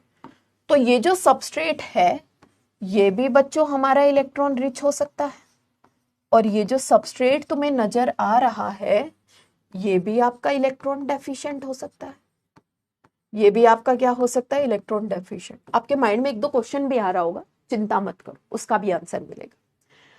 अगर कोई सबस्ट्रेट इलेक्ट्रॉन रिच है तो ऑब्वियस सी बात है यहाँ पे इलेक्ट्रोफाइल अटैक करने आएगा। इलेक्ट्रोफाइल को हम रिप्रेजेंट करते हैं E+ से। E+ का मतलब पॉजिटिव चार्ज नहीं है बेटा, इट कैन बी पॉजिटिव और it can not be, this is the general डिनोशन of the electrophile. उसके बाद में हम बात करते हैं इलेक्ट्रॉन डेफिशिएंट की। इलेक्ट्रॉन डेफिशिएंट सबस्ट्रेट है, अभी कौन सा होगा कौन सा नहीं होगा वो आपको सिखाऊंगी। अभी देखो इलेक्ट्रॉन डेफिशिएंट मतलब उसके पास इलेक्ट्रॉन की कमी है, और कमी है तो यहाँ पे इलेक्ट्रॉन रिच अटैक करने आएगा, और इलेक्ट्रॉन रिच कौन सा होता है, न्यूक्लियोफाइल। इसको मैं रिप्रेजेंट करती हूँ किससे, न्यूक्लियोफाइल से, ठीक है, न्यूक्लियोफाइल से। ये चीजें समझाने से पहले 3 वर्ड में यहाँ पे एक्सप्लेन कर रही हूँ। एक होता है सिंपल एडिशन और दूसरा होता है एडिशन, एक वर्ड तुम्हें यहाँ पे देखने को मिलेगा substitution, third one is elimination. Generally ये वर्ड तुम्हें यहाँ पे देखने को मिलेंगे, एडिशन, सब्स्टिट्यूशन, एलिमिनेशन, ठीक है। एडिशन का मतलब होता है कि सिर्फ और सिर्फ ऐड ऑन होना, मतलब कि सिर्फ और सिर्फ क्या होना, ऐड होना। जैसे कि फॉर एग्जाम्पल मेरे पास में पानी की बोतल है, ठीक है, जैसे कि यहाँ पे for example this is my water bottle, और यहाँ पे इस वाटर बॉटल का मैं ढक्कन खोलूं और इसमें सिर्फ पानी को ऐड कर दूं, ठीक है। ऑलरेडी जितना पानी है वो इसमें प्रेजेंट है, उसके साथ में मैंने कोई चेंजेस नहीं किए। यहाँ पे मैं सिर्फ और सिर्फ यहाँ पे पानी को ऐड कर रही हूँ, मतलब इसमें कुछ ना कुछ एडिशन मैं यहाँ पे कर रही हूँ, तो that is called as the addition, ठीक है ना, that is called as the addition. उसके बाद में बात आती है सब्सटीट्यूशन की। सब्सटीट्यूशन का मतलब क्या होता है बच्चों, ध्यान से सुनो पहले, what do you mean by the substitution, क्योंकि बार बार मैं वो टर्म लेके चलूंगी, substitution addition, substitution addition. Substitution का मतलब है कि फॉर एग्जाम्पल मैंने यहाँ पे बोतल है, बोतल में मैं सिर्फ ऊपर से पानी डाल सकती हूँ, मैंने यहाँ पे नीचे भी छेद कर दिया है इसका पानी निकालने का। जितना पानी मैं ऊपर से डाल रही हूँ, जितना पानी मैं ऊपर से डाल रही हूँ उतना ही पानी मेरा यहाँ नीचे से निकल रहा है। फॉर एग्जाम्पल यहाँ पे मैंने मार्क कर लिया कि ये इतना पानी है, मुझे यहाँ पे इतना पानी डालना है और इतने ही पानी को यहाँ से निकालना है, मतलब जितना पानी मैं यहाँ पे डाल रही हूँ उतना ही पानी मैं यहाँ से निकाल रही हूँ। तो होगा क्या, जितना पानी निकल रहा है और जितना पानी ऐड हो रहा है, जो निकल रहा है वो उसकी जगह पे आ रहा है, मतलब पानी तो हमारा वही रह रहा है, पानी पे कोई चेंजेस हमें देखने को नहीं मिल रहे। जितना तुम ऐड ऑन कर रहे हो उतना यहाँ से निकल रहा है, और जितना लेट्स सपोज अगर इसमें 10 ml है तो वो 10 ml एज इट इज है, वहां पे कुछ भी नहीं हुआ।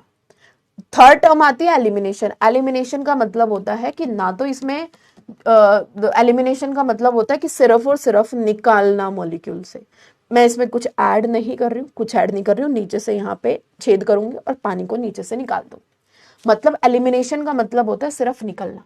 सब्स्टिट्यूशन का मतलब होता है कि एक की जगह लेना, जैसे ऊपर से हमने पानी डाला उतना ही हमने निकाल दिया, तो जब हमने निकाला उसकी जगह पानी ने दूसरे नए पानी ने ले ली। एडिशन का मतलब होता है सिर्फ और सिर्फ ऐड होना। अब देखो हम इसको केमिस्ट्री की टर्म्स में कैसे रिलेट करते हैं। फॉर एग्जाम्पल एडिशन, एडिशन अभी तुम्हें रिएक्शन का मतलब नहीं समझ में आ रहा होगा, बस अभी आप इसमें एटम से रिलेट करो। लेट्स सपोज इसकी रिएक्शन मैंने करवा दी HCl के साथ में, तो जब हमने इसका प्रोडक्ट देखा तो यहाँ पे मुझे क्या मिला कि एक तरफ यहाँ पे Cl और यहाँ पे मुझे क्या मिला बच्चों, हाइड्रोजन। मतलब कि जो नंबर ऑफ एटम जितने थे उतने ही हैं, कुछ यहाँ पे एक्स्ट्रा एटम ऐड हो गए। जैसे यहाँ पे एक्स्ट्रा क्या ऐड हो गया, HCl, H और Cl, extra addition of what, hydrogen and the Cl। उसके बाद आती है सब्स्टिट्यूशन। सब्स्टिट्यूशन का मतलब क्या है, इधर देखो। फॉर एग्जाम्पल यहाँ पे CH3Cl था, इस CH3Cl की जगह पे मैंने क्या कर दिया, OH को लगा दिया। नंबर ऑफ एटम्स बिल्कुल सेम रहे, सिर्फ यहाँ पे क्या किया है, मैंने Cl को रिप्लेस करके क्या लगा दिया है, OH। इसको बोलते हैं कि Cl को सब्स्टिट्यूट कर दिया OH ने। फॉर एग्जाम्पल मैं आपको यहाँ पढ़ा रही हूँ, मेरा काम क्या है, टीचिंग का। मेरी जगह आके कोई टीचर आपको यही सेम चीज पढ़ाने लगे, काम वो सेम ही कर रहा है, टीचिंग ही कर रहा है, बट मेरी जगह आके वही काम करने लगे, बट उसने क्या किया, सिर्फ और सिर्फ मेरी जगह को ले लिया है, मुझे यहाँ से रिप्लेस करा, खुद मेरी जगह पे आ गया। बाकी सारी चीजें सेम है, जहां मैं खड़ी हूँ वो वहीं खड़ा होगा, जिस बोर्ड का मैं यूज कर रही हूँ वो उसी बोर्ड का यूज कर रहा होगा, बस उसने मुझे क्या किया है, सब्स्टिट्यूट किया है। तो सेम चीज यहाँ रिएक्शंस के साथ होती है। जैसे कि यहाँ पे Cl था तो Cl ने क्या किया, OH को सब्स्टिट्यूट कर दिया, जिस कार्बन के साथ Cl का बॉन्ड था उसी कार्बन के साथ OH का बॉन्ड है, ठीक है ना, सेम, बाकी सारी चीजें हमारी सेम है, तो that is called as the substitution. उसके बाद बात आती है बच्चों एलिमिनेशन के। What do you mean by the elimination? Elimination का मतलब होता है सिर्फ और सिर्फ निकलना, निकलना। तो यहां से अगर मैं यहाँ सिर्फ और सिर्फ HCl को बाहर निकाल दूं तो आपने देखा होगा ज्यादा एटम से हम कम में जा रहे हैं, मतलब इस मॉलिक्यूल में कुछ ऐड नहीं हो रहा है, कुछ सब्स्टिट्यूट नहीं हो रहा है, सिर्फ और सिर्फ क्या हो रहा है बच्चों, यहाँ से elimination. So that is called as the elimination. 3 word मैंने आपको सिखाए, addition, substitution and third one is the elimination. Addition, substitution, third one is the elimination. ये सिंपल वर्ड मैंने आपको सिखाए। अब इन वर्ड्स का मुझे यहां पे यूज करना है। देखो सबस्ट्रेट आपको दिखाई देगा, मतलब जिसके ऊपर रिएक्शन आपको होगी, डेफिनेटली या तो वो इलेक्ट्रॉन डेफिशिएंट होगा बच्चों, या वो इलेक्ट्रॉन रिच होगा। अगर वो इलेक्ट्रॉन रिच होगा तो इलेक्ट्रोफाइल अटैक करने आएगा, क्योंकि अट्रैक्शन होगी ना, और अपोजिट ही तो अटैक करेगा। अगर वो इलेक्ट्रॉन रिच है तो इलेक्ट्रॉन रिच अगर यहां हमने भेज दिया तो इलेक्ट्रॉन रिच को तो धक्का मार के भगा देगा कि नहीं भाई मेरे घर में आना ही नहीं है, तुझे बाहर निकल यहां से, मुझे जरूरत ही नहीं है तेरी। इलेक्ट्रॉन डेफिशिएंट है, इलेक्ट्रॉन की कमी है, अगर मैंने उसके पास में इलेक्ट्रॉन डेफिशिएंट भेज दिया तो उसका तो यूजलेस है, उसको तो मतलब भाई ना तो मुझे कोई स्टेबिलिटी मिल रही है ना अनस्टेबिलिटी मिल रही है, तो उससे तो रिएक्शन ही नहीं होगी, यूजलेस बिल्कुल, उसको भी बाहर निकाल देगा। तो मतलब अपोजिट, यानी कि इलेक्ट्रॉन रिच है तो इलेक्ट्रोफाइल जाके अटैक करेगा, इलेक्ट्रॉन डेफिशिएंट है तो न्यूक्लियोफाइल जाके अटैक करेगा।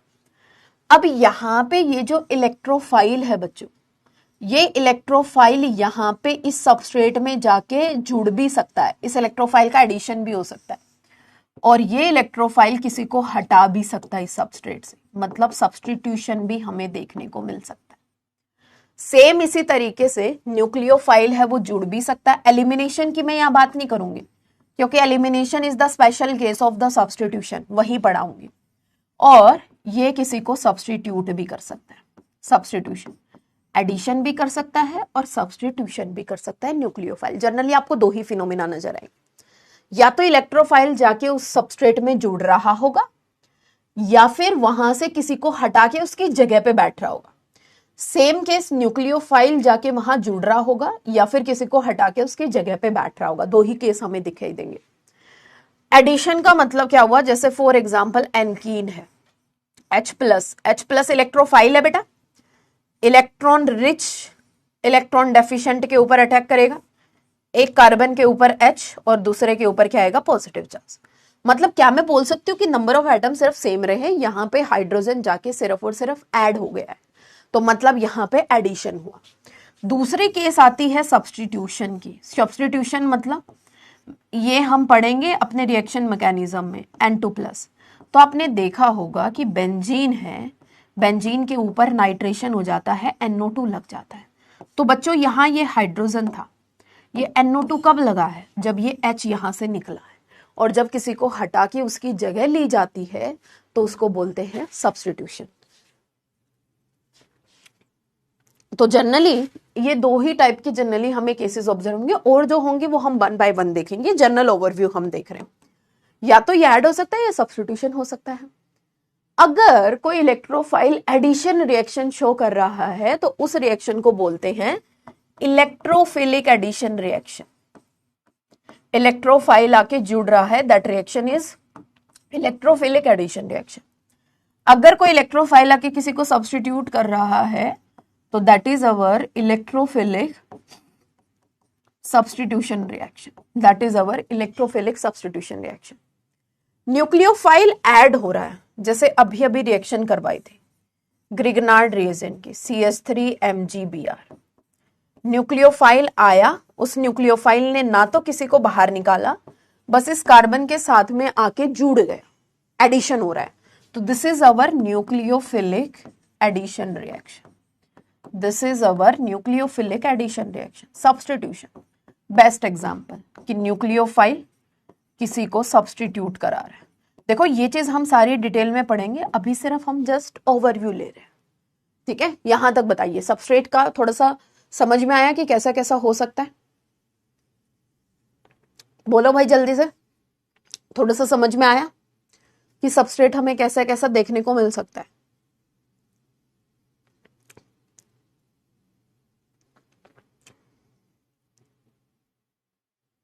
बिल्कुल अंजलि, इलेक्ट्रोफाइल है वो इलेक्ट्रॉन डेफिशिएंट होंगे।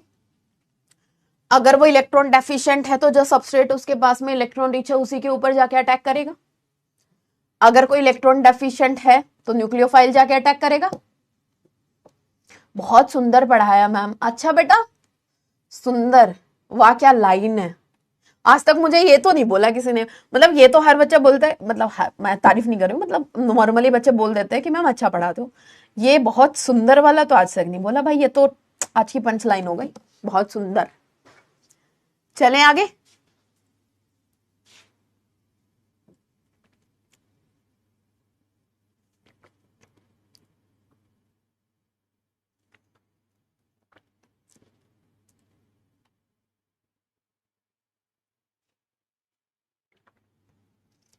अरे तुम पढ़ते जाओ, तुम्हें ऑर्गेनिक से प्यार हो जाएगा पढ़ पढ़ के, तुम पढ़ते जाओ, मेहनत करते जाओ, पता है तुम्हें अच्छी लगने लगेगी तुम्हें ऑर्गेनिक।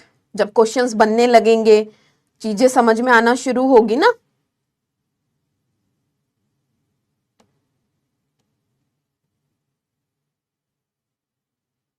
ओके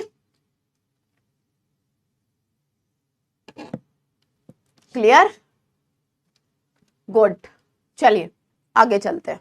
देखो बच्चों, या तो सबस्ट्रेट तुम्हें इलेक्ट्रॉन रिच मिलेगा या इलेक्ट्रॉन डेफिशिएंट मिलेगा, ठीक है। अब देखो, अब एक मेरी बात को ध्यान से समझना, सबस्ट्रेट,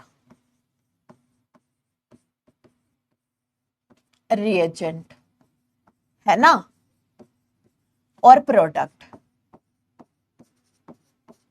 ये रिएजेंट भी बेटा दो टाइप के, electron rich, electron deficient. Overall conclusion देखो बस इसका, इलेक्ट्रॉन डेफिशिएंट। ये जो सबस्ट्रेट है ये भी दो टाइप के, इलेक्ट्रॉन रिच और electron deficient. Electron deficient, electron rich और डेफिशिएंट में रिएक्शन, इलेक्ट्रॉन डेफिशिएंट और रिच में रिएक्शन। बात एक ही है, बात एक ही है ना, बात एक ही है भाई, बात एक ही है यहां पे, कि बस जो मैं आपको बताते हुए आ रही हूं ना कि रिच और डेफिशिएंट देखो, दैट्स इट। रिच और डेफिशिएंट देखो, दैट्स इट, ज्यादा दिमाग चलाने की जरूरत नहीं है। मैम आपने इनको बोल दिया न्यूक्लियोफाइल और इनको बोल दिया इलेक्ट्रोफाइल, बट आपने ना एक सबस्ट्रेट अभी अभी लिखा था और जिसको आपने लिया था electron rich substrate, electron rich, इधर लिखी थी H+। चलो मैम H+ तो आपने इलेक्ट्रोफाइल में करवाया था, और ये जो डबल बॉन्ड है ये आपने न्यूक्लियोफाइल में भी करवाया था, तो आप इसको सबस्ट्रेट क्यों ले रहे हो फिर? कोई फर्क ही नहीं पड़ता बेटा, ठीक है ना, कोई फर्क नहीं पड़ता। इसको तुम न्यूक्लियोफाइल बोल सकते हो, इसको तुम सबस्ट्रेट बोल सकते हो, कंडीशन है बस वो एरो से इधर लिखा हुआ है। सबस्ट्रेट रिएजेंट में हम ये नहीं बोल सकते कि ये मेरा रिएजेंट है और ये मेरा सबस्ट्रेट है, वी डोंट नो। पहली बात तो ये, कोई बोले कि नहीं नहीं ये तो मेरा रिएजेंट ही होगा, क्योंकि रिएक्शन एक बिकर में हो रही है और वहां एक साथ डालने के बाद में हमें नहीं पता कौन एरो के इधर कौन एरो के इधर, वो मिक्सअप है। बस एक जनरल रिप्रेजेंटेशन हम लिख देते हैं कि यहाँ सबस्ट्रेट यहाँ रिएजेंट, मिक्स होने के बाद में हमें नहीं पता कि कौन सबस्ट्रेट है और कौन रिएजेंट है, बस एक जनरल रिप्रेजेंटेशन है। जरूरी नहीं है बस वो हम एरो के जो इधर लिखा जाता है उसको जस्ट हम नाम दे देते हैं सबस्ट्रेट का, वो फिक्स नहीं है कि वो हमारा सबस्ट्रेट ही होगा। It can be reagent, it can be substrate, कुछ नहीं। बस मेन चीज क्या है, इलेक्ट्रॉन डेफिशिएंट और इलेक्ट्रॉन रिच की रिएक्शन, दोनों कोलाइड कर रहे हैं, इलेक्ट्रॉन रिच और इलेक्ट्रॉन डेफिशिएंट की रिएक्शन। बस आपको ये पहचानना है कि कौन सा इलेक्ट्रॉन रिच और कौन सा इलेक्ट्रॉन डेफिशिएंट।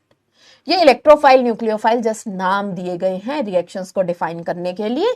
अगर रिएजेंट मतलब एरो पे कोई H+ दिख रहा है तो उसको हम बोल देते हैं कि इलेक्ट्रोफाइल है। एरो के इधर अगर एल्कीन दिख रही है, अरे हम इसको बोल देते हैं कि ये सबस्ट्रेट है। एरो के ऊपर अगर एल्कीन दिख रही है उसको बोल देते हैं ये न्यूक्लियोफाइल है। काम एक ही है, इलेक्ट्रॉन रिच, इलेक्ट्रॉन डेफिशिएंट, बस, ठीक है। बस उसको हम डिफाइन करते हैं कि यहां पे एल्कीन थी, मैम ये भी तो न्यूक्लियोफाइल है, कोई बात नहीं बेटा, बस इस एरो के विद रिस्पेक्ट में कुछ स्टैंडर्ड्स मान के डिफाइन करते हैं कि ये हमारी ना इलेक्ट्रोफाइल जाके अटैक हो रहा है, क्योंकि एरो पे तो रिएजेंट बोलता है और रिएजेंट या तो इलेक्ट्रोफाइल होता है या न्यूक्लियोफाइल होता है, कुछ फर्क नहीं पड़ता इस चीज से, कुछ फर्क नहीं पड़ता इस चीज से। रिएक्शन हो रही है इलेक्ट्रॉन डेफिशिएंट और इलेक्ट्रॉन रिच की, इलेक्ट्रोफाइल जाके अटैक कर रहा है तो बस इसको नाम दे दिया जाता है electrophilic addition reaction, that's it, और कुछ नहीं है। मिक्स होने के बाद में नहीं पता लगता कि कौन किसके ऊपर जाके अटैक कर रहा है। अट्रैक्ट तो दोनों ही एक दूसरे को अट्रैक्ट कर रहे हैं, बस कुछ चीजें स्टैंडर्डली डिफाइन होती है, दैट्स इट। मैं नहीं मानती भाई इस चीज को, ठीक है ना, कुछ चीजें स्टैंडर्डली डिफाइन होती हैं, बस उसको हम कंसीडर करते हैं कि एरो के ऊपर है तो जो एरो के ऊपर है उसको इलेक्ट्रोफाइल न्यूक्लियोफाइल बोल देते हैं हम, एरो के इधर वाले को हम सबस्ट्रेट बोल देते हैं। किसी ने ये नहीं बोला कि एल्कीन सबस्ट्रेट है। एल्कीन अगर मेरे पास में सबस्ट्रेट है तो वो न्यूक्लियोफाइल नहीं है बेटा, it can behave as a nucleophile, ये न्यूक्लियोफाइल की तरह भी बिहेव करेगा, बस वो एरो के ऊपर वाले को इलेक्ट्रोफाइल न्यूक्लियोफाइल का नाम दे देते हैं। समझ में आई बात? ये बहुत इंपॉर्टेंट टर्म है, बहुत अच्छी चीज है, ये आपको पता होनी चाहिए, थोड़ा सा एक्स्ट्रा पॉइंट है ये, ठीक है। यानी कि यहां से क्या आया, H आया। आई बात समझ में? अब देखो जनरली ये जो इलेक्ट्रॉन रिच और इलेक्ट्रॉन डेफिशिएंट के बीच की जो रिएक्शंस हमने देखी, तो यहां से देखो कौन कौन सी थी, electrophilic addition reaction, electrophilic substitution reaction, nucleophilic addition reaction, nucleophilic substitution reaction. तो ध्यान से मेरी बात सुनो, कौन कौन सी रिएक्शन आई है हमारे पास, इलेक्ट्रोफिलिक एडिशन रिएक्शन, है ना। उसके बाद इलेक्ट्रोफिलिक सब्स्टिट्यूशन रिएक्शन, इलेक्ट्रोफाइल जाके किसी का सब्स्टिट्यूशन करा रहा है। यहां पे न्यूक्लियोफिलिक एडिशन रिएक्शन,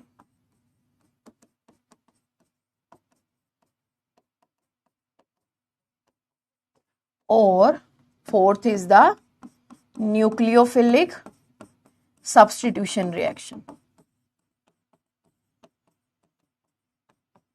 इसी के साथ बच्चों हमें पढ़ना होता है एलिमिनेशन, ठीक है, वो इसी के केस में हम डील करते हैं, बस कंडीशंस अलग हो जाती है तब हमें एलिमिनेशन देखने को मिलता है। न्यूक्लियोफिलिक सब्स्टिट्यूशन रिएक्शंस में जब जनरली हमें कंडीशंस वेरी कर देते हैं, कंडीशंस अलग हो जाती है, तब हमें एलिमिनेशन देखने को मिलता है। These reactions we are going to study in the reaction mechanism. ये रिएक्शंस हम पढ़ने वाले हैं रिएक्शन मैकेनिज्म में। आपने देखा होगा ये कोई ज्यादा बड़ी बात नहीं है, इलेक्ट्रॉन रिच और इलेक्ट्रॉन डेफिशिएंट की रिएक्शंस, है ना। स्मापिका डिपेंड ऑन द सबस्ट्रेट, बेटा हम हमेशा नहीं बोल सकते, ठीक है ना, ऐसा बिल्कुल हमेशा नहीं बोल सकते।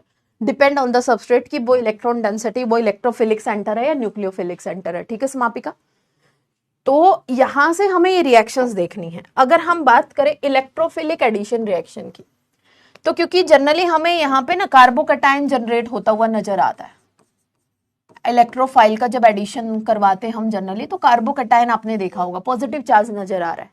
तो इस टाइप की रिएक्शन बेटा मैं आपको पढ़ाऊंगी कार्बोकैटायन, जब कार्बोकैटायन पे हम डिटेल में डील करेंगे। इलेक्ट्रोफिलिक सब्स्टिट्यूशन रिएक्शन का एग्जांपल आपने देखा होगा कि बेंजीन और NO2+, यहां पे ये NO2 लगा रहा था, इस वाले सब्स्टिट्यूशन को बोलते हैं aromatic substitution reaction, also aromatic substitution reaction. ये भी हम इस चैप्टर में ही पढ़ेंगे, अपने रिएक्शन मैकेनिज्म में ही इस टाइप्स की रिएक्शन के साथ में हम डील करेंगे, ये वाली रिएक्शंस के साथ में हम इसमें डील करेंगे, ठीक है। उसके बाद आता है न्यूक्लियोफिलिक एडिशन रिएक्शन। तो जनरली ये कार्बोनिल कंपाउंड है ना, जो कार्बोनिल कंपाउंड्स हैं उनके ऊपर रिएक्शंस होती है, बट इतना ही ज्यादा रिएक्शंस हमें नहीं डील करनी है, और मेनली ये हम अपनी नेम रिएक्शन में थोड़ी सी ज्यादा डील करेंगे। नेम रिएक्शन में कार्बोनिल के ऊपर रिएक्शन जस्ट ज्यादा 10 मिनट की ही होती है, ज्यादा नहीं होती है, ठीक है, किसी भी चैप्टर में बता दूं इतना ज्यादा नहीं है। मतलब न्यूक्लियोफाइल के ऊपर एडिशन हमें देखने को मिला, उस पर इतना ज्यादा डिटेल में चैप्टर नहीं है। Most important, this is our nucleophilic substitution reaction, जिसमें हमें SN1, SN2, SNI, SNNGP, SN2I, ये वाली रिएक्शंस के बारे में डील करना होता है। इसी का पार्ट है हमारा एलिमिनेशन। तो मेजरली पोर्शन आपका रिएक्शन मैकेनिज्म का कि न्यूक्लियोफाइल किसी को सब्स्टिट्यूशन करा रहा है, ये वाला पोर्शन हमारा मेजर रहेगा। 2-3 लेक्चर इसके रहेंगे, ये वाला हम आगे नेम रिएक्शन में पढ़ लेंगे, ये वाला हम अपने कार्बोकैटायन में पढ़ेंगे। मतलब न्यूक्लियोफाइल मेनली किसी का सब्स्टिट्यूशन करा रहा होगा, या फिर इलेक्ट्रोफाइल किसी का सब्स्टिट्यूशन करा रहा होगा। जो हमारा रिएक्शन मैकेनिज्म है उसमें मेनली हमें फोकस करना है सब्स्टिट्यूशन टाइप की रिएक्शंस पे। इनको भी फर्दर क्लासिफाई किया गया है रिएक्शन मैकेनिज्म में। टोटली हमें फोकस करना है किस पे, सब्स्टिट्यूशन टाइप की रिएक्शंस पे। अब देखो सिलेबस आपके सामने आ गया है। मैंने यहाँ रिएक्शन मैकेनिज्म शुरू करने से पहले आपका सिलेबस क्यों नहीं लिखा, क्योंकि हमें पता ही नहीं है ma'am what do you mean by the addition, what do you mean by the substitution. हम कैसे पहचानते कि हमें क्या करना है। हमें बेसिकली यहाँ से ये वाला पोर्शन और ये वाला पोर्शन है वो कवर अप करना है आपका रिएक्शन मैकेनिज्म का, ठीक है ना। ये वाला पोर्शन और मतलब सेकंड और थर्ड वाला portion, that is more very important, इसको हम कवर करेंगे। इसी के साथ में हमारी एलिमिनेशन रिएक्शन है, इसको हम कवर अप करेंगे। क्लियर है सबको। तो ये था चीजें, सबस्ट्रेट और न्यूक्लियोफाइल के बारे में हल्का हल्का इंट्रोडक्शन हमने ले लिया है। अब एक और चीज रह गया है आपका, छोटा मोटा बेसिक से टर्म्स ही हम इंट्रोडक्शन ही पढ़ रहे हैं। एक और चीज यहाँ पे रह गई है, देखो इधर कि फॉर एग्जाम्पल जब हमने वो रिएक्शन करवाई थी CH3Cl है, ठीक है, OH माइनस, तो बच्चों यहाँ पे ये Cl हमारा न्यूट्रल था, OH माइनस ने अटैक किया तो यहाँ से ये Cl माइनस मैंने निकाला। इस रिएक्शन में एक क्वेश्चन तो ये उठ रहा था कि OH माइनस अपनी इलेक्ट्रॉन डेंसिटी कहाँ दे रहा है, उसका रीजन तो हमें देगी MOT। न्यूक्लियोफाइल होता है, न्यूक्लियोफाइल ऐड में भी E प्लस Nu प्लस होगा, ये कैसे, एक मिनट, इलेक्ट्रोफाइल ऐड में, इलेक्ट्रोफिलिक एडिशन में E प्लस, शुमिला मैं समझी नहीं आप क्या कहना चाह रहे हो, नहीं आया बेटा समझ में, दोबारा लिखो, ठीक है। एक क्वेश्चन तो ये उठा कि इलेक्ट्रॉन ये जा कहाँ रहे हैं, इस क्वेश्चन का आंसर देगा हमें MOT। उस क्वेश्चन को अभी तक हमें जानना है, उस क्वेश्चन का अभी तक हमने डील नहीं करा। दूसरा क्वेश्चन यहां से ये उठ रहा है कि OH माइनस ने अटैक किया तो हमने यहाँ पे Cl के बॉन्ड को ही तो क्यों तोड़ा, हमने कोई और बॉन्ड क्यों नहीं तोड़ा, उसका रीजन मैं अभी बता देती हूँ, ठीक है ना। और कोई बॉन्ड हमने क्यों नहीं तोड़ा, हमने यहाँ पे Cl के बॉन्ड को ही क्यों तोड़ा, है ना। इधर देखो बच्चों, मैंने तुम्हें क्या बोला कि ऑर्गेनिक में neutral species are more stable than the charge species. CH3Cl ने, जब CH3Cl ने CH3 के साथ में बॉन्ड बना रखा है तो वो न्यूट्रल है। अब एक चीज देखो, ये न्यूट्रल चार्ज में जा रहा है, मतलब लेके क्या निकल रहा है, नेगेटिव चार्ज, तो Cl माइनस में जा रहा है, मतलब एक तो ये न्यूट्रल था, चार्ज में जा रहा है ना।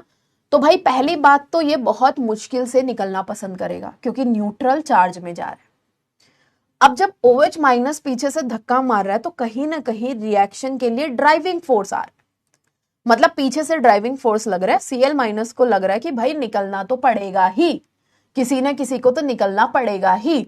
फिर यहां से Cl माइनस ही क्यों निकला, दैट इज माई क्वेश्चन। तो इसका आंसर भी हमें यही रिएक्शन से मिलेगा। इधर देखो, वो वाला ग्रुप यहां से निकलेगा बेटा जो कार्बन से, वो वाला ग्रुप, क्योंकि सारी चीजें हमारी स्टेबिलिटी के लिए हो रही है, सारा का सारा तामझाम हमारा स्टेबिलिटी के लिए हो रहा है कि एवरीवन वांट्स स्टेबिलिटी।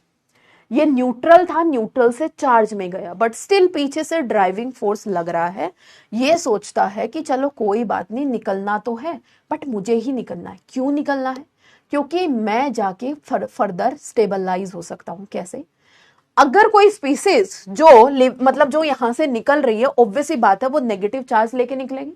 अगर वो इलेक्ट्रॉन लेके निकलेगी तो जो स्पीसीज उस नेगेटिव चार्ज को फर्दर स्टेबलाइज करवा सकती है वो तो यहां से निकलना पसंद करेगी, जो इसको स्टेबलाइज नहीं करवा सकती वो नहीं निकलेगी। यानी कि जो नेगेटिव चार्ज को स्टेबलाइज करवा सकती है अपने ऊपर, कहीं ना कहीं उस नेगेटिव चार्ज को स्टेबलाइज करा सकती है, वो तो रिएक्शन से निकलना पसंद करेगा, और जो नहीं करवा सकती है वो रिएक्शन से निकलना नहीं पसंद करेगा। मतलब जो यहां से इस नेगेटिव चार्ज को जो स्टेबलाइज करवाएगी, नेगेटिव चार्ज को जो स्टेबलाइज कराएगी, वही यहां से निकलेगी। और जो नेगेटिव चार्ज को स्टेबलाइज करवाता है बेटा, उसको बोलते हैं हम लिविंग ग्रुप। उसको हम लोग क्या बोलते हैं कि ये लिविंग ग्रुप की तरह बिहेव कर रहा है। अब Cl माइनस नेगेटिव चार्ज को कैसे स्टेबलाइज करवा रहा है, क्योंकि साइज बड़ा है और वैकेंट डी ऑर्बिटल है, जिसकी वजह से ये नेगेटिव चार्ज को स्टेबलाइज करवा रहा है, तो इसीलिए लिविंग ग्रुप की तरह बिहेव कर रहा है। अगर कोई बोले कि मैम H माइनस, नहीं बेटा, साइज H माइनस है, इसके पास नेगेटिव चार्ज को स्टेबलाइज कराने के लिए कुछ भी नहीं है, उल्टा साइज छोटा है, रिपल्शन ही मिलेगी उसको, तो वो लिविंग ग्रुप की तरह बिहेव नहीं करेगा। न्यूक्लियोफिलिक एडिशन में भी सेम होता है क्या, सेम होगा, हाँ बिल्कुल बेटा, ठीक है।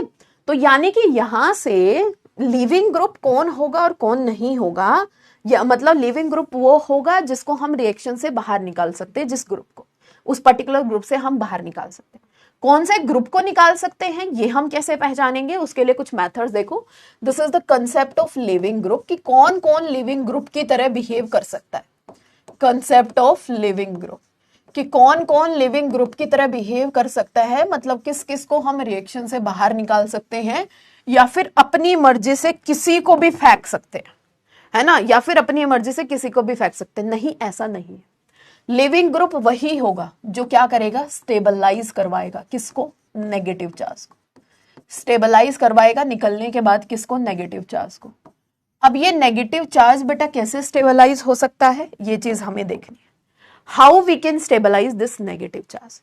तो ये जो नेगेटिव चार्ज है या तो इलेक्ट्रोनेगेटिविटी से स्टेबलाइज हो सकता है, इलेक्ट्रोनेगेटिविटी से स्टेबलाइज हो सकता है, मतलब कि नेगेटिव चार्ज निकले बट किसी मोर इलेक्ट्रोनेगेटिव एटम पे, जैसे for example F minus, for example OH minus, for example OR minus, या फिर NH2 माइनस। और कौन कौन से इलेक्ट्रोनेगेटिव एटम होते हैं? F, ऑक्सीजन और नाइट्रोजन। अगर इनके ऊपर नेगेटिव चार्ज निकल रहा है तो कहीं ना कहीं मोर इलेक्ट्रोनेगेटिव, क्योंकि परसेंटेज एस कैरेक्टर ज्यादा होता है तो वो नेगेटिव चार्ज को स्टेबलाइज करे। दूसरी चीज कि क्या सिर्फ इलेक्ट्रोनेगेटिविटी से? नहीं, जिसके पास में वैकेंट डी ऑर्बिटल है, जिसके पास में वैकेंट डी ऑर्बिटल है वो भी यहां से नेगेटिव चार्ज को स्टेबलाइज करवा सकता है। वैकेंट डी ऑर्बिटल मतलब जो थर्ड पीरियड या थर्ड पीरियड ऑनवर्ड्स, जिनका साइज बड़ा है, जिनके पास में डी ऑर्बिटल है, वो क्या करेंगे? नेगेटिव चार्ज को डी ऑर्बिटल में फैलाएंगे, मतलब नेगेटिव चार्ज डिस्पर्स होगा, इंटैक्ट नहीं रहेगा, डिस्पर्स होगा, फैलेगा, तो वो कहीं ना कहीं नेगेटिव चार्ज को स्टेबलाइज करेंगे। अब वैकेंट डी ऑर्बिटल जैसे कि for example Cn minus, Br minus, I minus, इन सब के पास वैकेंट डी ऑर्बिटल है, PHS माइनस, RS माइनस, इनके पास में कहीं ना कहीं वैकेंट डी ऑर्बिटल है, तो ये भी बढ़िया लिविंग ग्रुप की तरह बिहेव करते हैं। क्यों? क्योंकि निकलने के बाद में नेगेटिव चार्ज को स्टेबलाइज कराते। उसके बाद में मैम क्या सिर्फ यही? नहीं बेटा, न्यूट्रल वाले, न्यूट्रल वाले तो सबसे ज्यादा स्टेबल, क्योंकि ये तो चार्ज को लेके निकलेंगे ही नहीं। अगर कहीं से वाटर निकल रहा है, अगर कहीं से अल्कोहल निकल रहा है, SO2 निकल रहा है, कार्बन मोनोऑक्साइड CO2 N2, ठीक है, या फिर हम बात करें कहीं पे carbon monoxide CO2 SO2 N2, या फिर मतलब कहीं पे हमारी न्यूट्रल स्पीसीज निकल रही है, मतलब बिना चार्ज के निकल रही है, किसी रिएक्शन से वाटर निकल रहा है, भाग भाग के निकालेंगे, क्यों? क्योंकि चार्ज लेके तो निकल नहीं रहा, हाईली स्टेबलाइज है। तो ये तो सबसे बढ़िया लिविंग ग्रुप है, very good living groups, very good living groups है, ये बहुत बढ़िया लिविंग ग्रुप्स है, ये तो भाग भाग के निकलेंगे। और कौन कौन से हो सकते हैं? जो नेगेटिव चार्ज को रेजोनेंस स्टेबलाइज कराए, रेजोनेंस से भी स्टेबलाइज करवा सकते हैं बच्चों हम नेगेटिव चार्ज को। अब ये कौन कौन से हो सकते हैं मैम? जैसे PHC double bond O minus, तो negative charge by delocalization stabilize है, तो ये C double bond O minus अगर कहीं पे आपको नजर आ रहा है और कहीं से हम उसको निकाल सकते हैं तो हम उसको निकालेंगे। और कौन कौन से हो सकते हैं? जैसे O minus S double bond O, यहाँ पे बेंजीन है और यहाँ पे क्या है? CH3 है, इसको बोला जाता है, इस पूरे ग्रुप को बोला जाता है टोसाइलेट, शॉर्ट फॉर्म में लिखते हैं, या फिर इसको हम लिखते हैं TS से। अब O माइनस के बगल में क्या है? TS, तो ये टोसाइलेट, ये भी एक बढ़िया लिविंग ग्रुप है, बहुत बढ़िया लिविंग ग्रुप। और कौन कौन से हो सकते हैं रेजोनेंस स्टेबलाइज? आगे लिख रही हूं मैं, O माइनस, क्योंकि आप देखो नेगेटिव चार्ज कितना ज्यादा स्टेबलाइज है, कितना ज्यादा स्टेबलाइज है, बेंजीन, ठीक है, और यहाँ पे CH3, इसको बोला जाता है बेटा tosylate, this is our tosylate. Short form में इसको लिखा जाता है TS से, तो क्या मैं इसको O माइनस और TS लिख दूं? बिल्कुल लिख सकते हैं। यही नेगेटिव चार्ज रेजोनेंस स्टेबलाइज है, बट यहाँ पे बेंजीन के बगल में मैंने यहाँ पे क्या लगा दिया? Br लगा दिया, इसको बोलते हैं बेटा ब्रोसाइलेट, ब्रोसाइलेट, या फिर हम इसको नाम देते हैं किसका? BS का। दिस इज अवर ब्रोसाइलेट और we can say that the BS। इस पूरे को दिखा जाता है O माइनस और BS से। और कौन कौन से लिविंग ग्रुप हो सकते हैं? जैसे for example O minus S double bond O CH3, this is our mesylate, mesylate, इसको हम किससे लिखते हैं? MS से। दिस इज अवर मेसाइलेट, इसको हम किससे लिखते हैं? MS से, और इसको हम लिखेंगे O माइनस MS से। O minus S double bond O CF3, this is our triflate, triflate, इस ट्रिफ्लेट को किससे लिख सकते हैं? TF से, O माइनस और यहाँ पे TF। तो देखो जिसका जितना ज्यादा नेगेटिव चार्ज स्टेबलाइज होगा वो उतना ही बढ़िया लिविंग ग्रुप होगा। अगर हमसे कोई पूछे कि OTF और OTS में से कौन बढ़िया लिविंग ग्रुप है? OTF is better leaving group than OTS। क्यों? इस CF3 की वजह से आपने GOC में पढ़ा होगा, कार्बन पे 3-3 फ्लोरीन लगने की वजह से ये बहुत ज्यादा नेगेटिव चार्ज को स्टेबलाइज कराएगा। सिंपल। अगर बच्चों हमसे OTS और OMS में से पूछे तो OTS एक बढ़िया लिविंग ग्रुप है। किससे? OMS से, क्योंकि यहां पे नेगेटिव चार्ज पीएच से स्टेबलाइज है, बट इधर पीएच से स्टेबलाइज नहीं है, इधर पीएच से स्टेबलाइज नहीं। ठीक है, तो ये सिंपल चीज थी। इधर देखो, ये वाले सारे के सारे बढ़िया लिविंग ग्रुप है। This is also good leaving group, this is also good leaving group, ये भी बढ़िया लिविंग ग्रुप है, और ये भी हमारे गुड लिविंग ग्रुप है। बट जो नेगेटिव से स्टेबलाइज करवा रहे हैं ना, इलेक्ट्रोनेगेटिव से, इनको बोलते हैं पुअर लिविंग ग्रुप। निकल तो जाते हैं बेटा, इलेक्ट्रोनेगेटिविटी से स्टेबलाइज तो करवा देते हैं, बट इतने ज्यादा अच्छे से स्टेबलाइज नहीं कराते, इतने ज्यादा अच्छे से स्टेबलाइज नहीं कराते। तो सबसे ज्यादा जो स्टेबल होते हैं वो होते हैं न्यूट्रल वाले। एक जनरल ट्रेंड मैं यहां पे लिखती हूं, सबसे ज्यादा, मतलब अगर मैं यहां से स्टेबिलिटी का ऑर्डर लिखूं, सबसे ज्यादा स्टेबिलिटी सबसे ज्यादा स्टेबल है हमारे न्यूट्रल। उसके बाद में जनरली अगर हम बात करें वैकेंट डी ऑर्बिटल और रेजोनेंस में, हम ऐसे कंपैरिजन नहीं कर सकते। जो कंपैरिजन मेरे पास में अवेलेबल है वो मैं यहां पे लिखवा देती हूं, जो हमारी किताब पीटर स्काइज में अवेलेबल है वो मैं लिखवा देती हूं। उसके बाद में लास्ट में आते हैं ये इलेक्ट्रोनेगेटिविटी वाले। क्लोरीन के साथ में, ब्रोमीन के साथ, क्लोरीन के साथ में अवेलेबल है, आयोडीन के साथ में कोई कंपैरिजन अवेलेबल नहीं है बच्चों। इन्होंने हमसे पूछा है कि यानी कि जनरली अगर मैं बात करूं, वैसे तो वैकेंट डी ऑर्बिटल वाले Cl minus is more stable then RC double bond O minus. Vacant D orbital वाले रेजोनेंस स्टेबलाइज से ज्यादा स्टेबल हो जाते हैं, बट अगर ये जो ग्रुप है Cl minus is less stable than the OTS, ये वाले ग्रुप्स है वो ज्यादा स्टेबल है। OTF, OMS इन सबसे ज्यादा स्टेबल है, मतलब Cl माइनस और Br माइनस लेस स्टेबल है।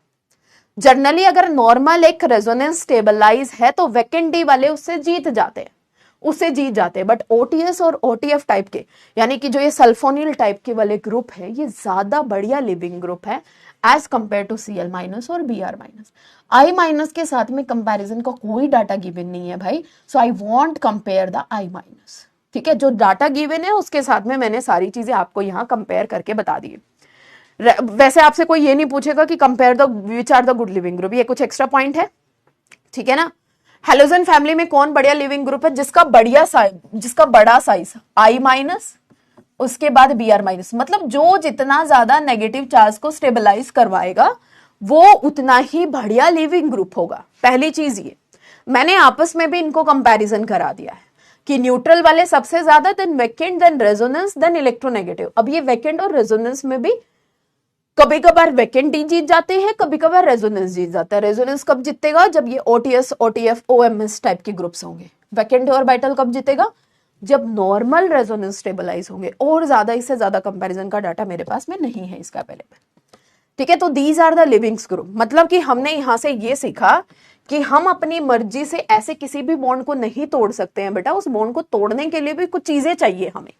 देखो, रिएक्शन हम इलेक्ट्रॉन रिच और इलेक्ट्रॉन डेफिशिएंट की ही करा रहे हैं। मैंने बोला था कि बॉन्ड को तोड़ना है और बनाना है, बट वो बॉन्ड तोड़ना और बनाना भी कुछ रूल से, मतलब कुछ अच्छे से। ठीक है ना, अच्छे से हम उसको सीखेंगे, चीजों से हम उसको सीखेंगे। मैम OH को तो लिविंग ग्रुप बनना पड़ता है या फिर वैसे ही निकल जाएगा? OH माइनस कैसे कैसे निकल सकता है वो भी आगे आएगा। जो ये पुअर लिविंग ग्रुप है, इनको या तो हम वेरी गुड लिविंग ग्रुप में कन्वर्ट करा देते हैं, उसके डिफरेंट मेथड्स हैं सुभाष।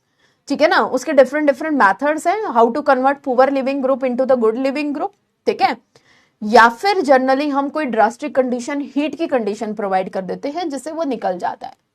ठीक है, या फिर वहां से होने वाला प्रोडक्ट बहुत ज्यादा स्टेबल बनता है तो हम वहां से निकाल देते हैं उनको। तो अलग अलग रिएक्शंस में आपको अलग अलग फिनोमिनाज देखने को मिलेंगे, how to leave the leaving groups. कौन सी कंडीशन इसको फेवर कर रही है निकालने को, कौन सी कंडीशन फेवर नहीं कर रही है निकालने को। ये तब आएगा जब ये छोटी छोटी चीजों के बारे में समझोगे, जानोगे आप लोग।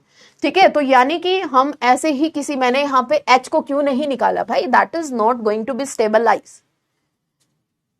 ओके, Cl माइनस ही क्यों निकाला, वो स्टेबलाइज कर रहा था। मान लो यहाँ Cl और Br होता तब हम किसको निकालते, Br माइनस को निकालते मैम, Br माइनस को निकालते, क्योंकि Br माइनस Cl माइनस से बढ़िया लिविंग ग्रुप है। तो ये बे कंसेप्ट है।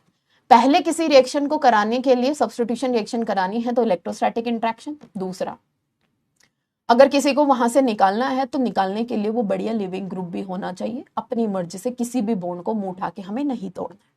तो आज की क्लास में हमने बेसिक थोड़ी थोड़ी चीजों के बारे में जाना है। ठीक है, कल की क्लास में हम अपनी एमओटी इन्वॉल्व करेंगे बच्चों। आई विल ट्राई कि एमओटी है वो थोड़ी सी खत्म हो जाए, और एमओटी खत्म होने के बाद नेक्स्ट वी विल स्टार्ट।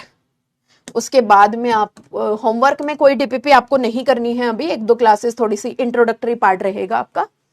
ठीक है, इंट्रोडक्टरी पार्ट रहेगा, अभी कोई डीपीपी आपको सॉल्व नहीं करनी है। डीपीपी क्योंकि ऑर्गेनिक के क्वेश्चन बेटा मैंने आपको पहले भी बताया है, ऐसा नहीं होता है कि एक लेक्चर पढ़ा उसी से रिलेटेड हमारा क्वेश्चन प्रीवियस ईयर में आ गया, उसी से रिलेटेड 10-15 डीपीपी के क्वेश्चन कर लिए। नो, मिक्सअप क्वेश्चन आते हैं, तो डीपीपी भी आपको इसी तरीके से सॉल्व करनी पड़ेगी। मिक्सअप क्वेश्चन हमें देखने को मिलते हैं। तो स्टीरियो को अच्छे से रिवाइज कर लो, उसको प्रैक्टिस करो if you have the time, इस क्लास नोट्स को रिवाइज करो। आज हमने सिर्फ और सिर्फ इंट्रोडक्टरी पार्ट ही पढ़ा है, और कल भी इंट्रोडक्टरी पार्ट ही हम पढ़ेंगे। इंट्रोडक्शन टू रिएक्शन मैकेनिज्म, क्या क्या हमें देखने को मिलता है। होमवर्क में मैं आपको दे रही हूं, बस जो चीज मैंने आपको सिखाई है बस उसको टिप्स पे रखना है। अगर मतलब एक एक चीज जो मैंने आप बोली है ना आज क्लास में, एक एक चीज इंपॉर्टेंट है। किसी को भूल जाओ तो दोबारा लेक्चर देख लेना। ठीक है ना, मतलब वो छोटे छोटे पॉइंट्स किसको हम निकाल सकते हैं, किसको हम नहीं निकाल सकते। वो बहुत सारे डाउट्स आते हैं ना कि मैम हमें तो पता ही नहीं चलता कौन सा बॉन्ड हम निकाले, कौन सा बॉन्ड हम तोड़े। तो वो यहीं से छोटी छोटी चीजें, उनके आंसर यहीं से बिल्डअप होना शुरू होंगे। क्लियर है सबको, कर लोगे इतना? क्लियर है सबको, कर लोगे इतना?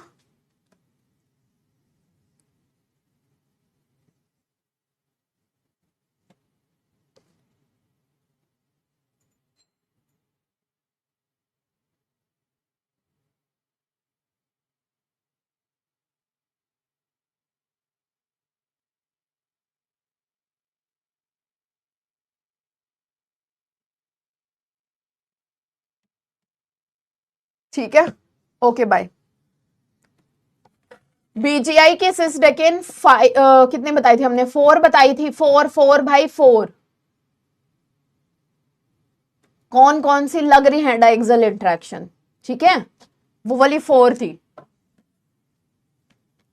4 थी भाई, 4 थी। एक बार दोबारा उस लेक्चर में देखना। मैम मैं रिकॉर्डेड लेक्चर कहाँ होते हैं ऐप में? अरे भाई माइक, उसमें माई क्लासेस में जाके मिलेंगे सारे के सारे। ठीक है, माई क्लासेस में जाके मिलेंगे सारे के सारे। आकांक्षा माई क्लासेस, ये पहला लेक्चर ही है तनुजा, पहला लेक्चर ही है ये, रिएक्शन मैकेनिज्म का पहला लेक्चर ही है। ठीक है, फर्स्ट लेक्चर।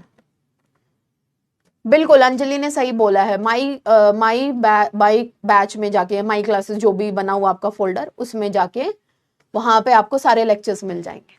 ठीक है, धन्यवाद, थैंक यू सो मच।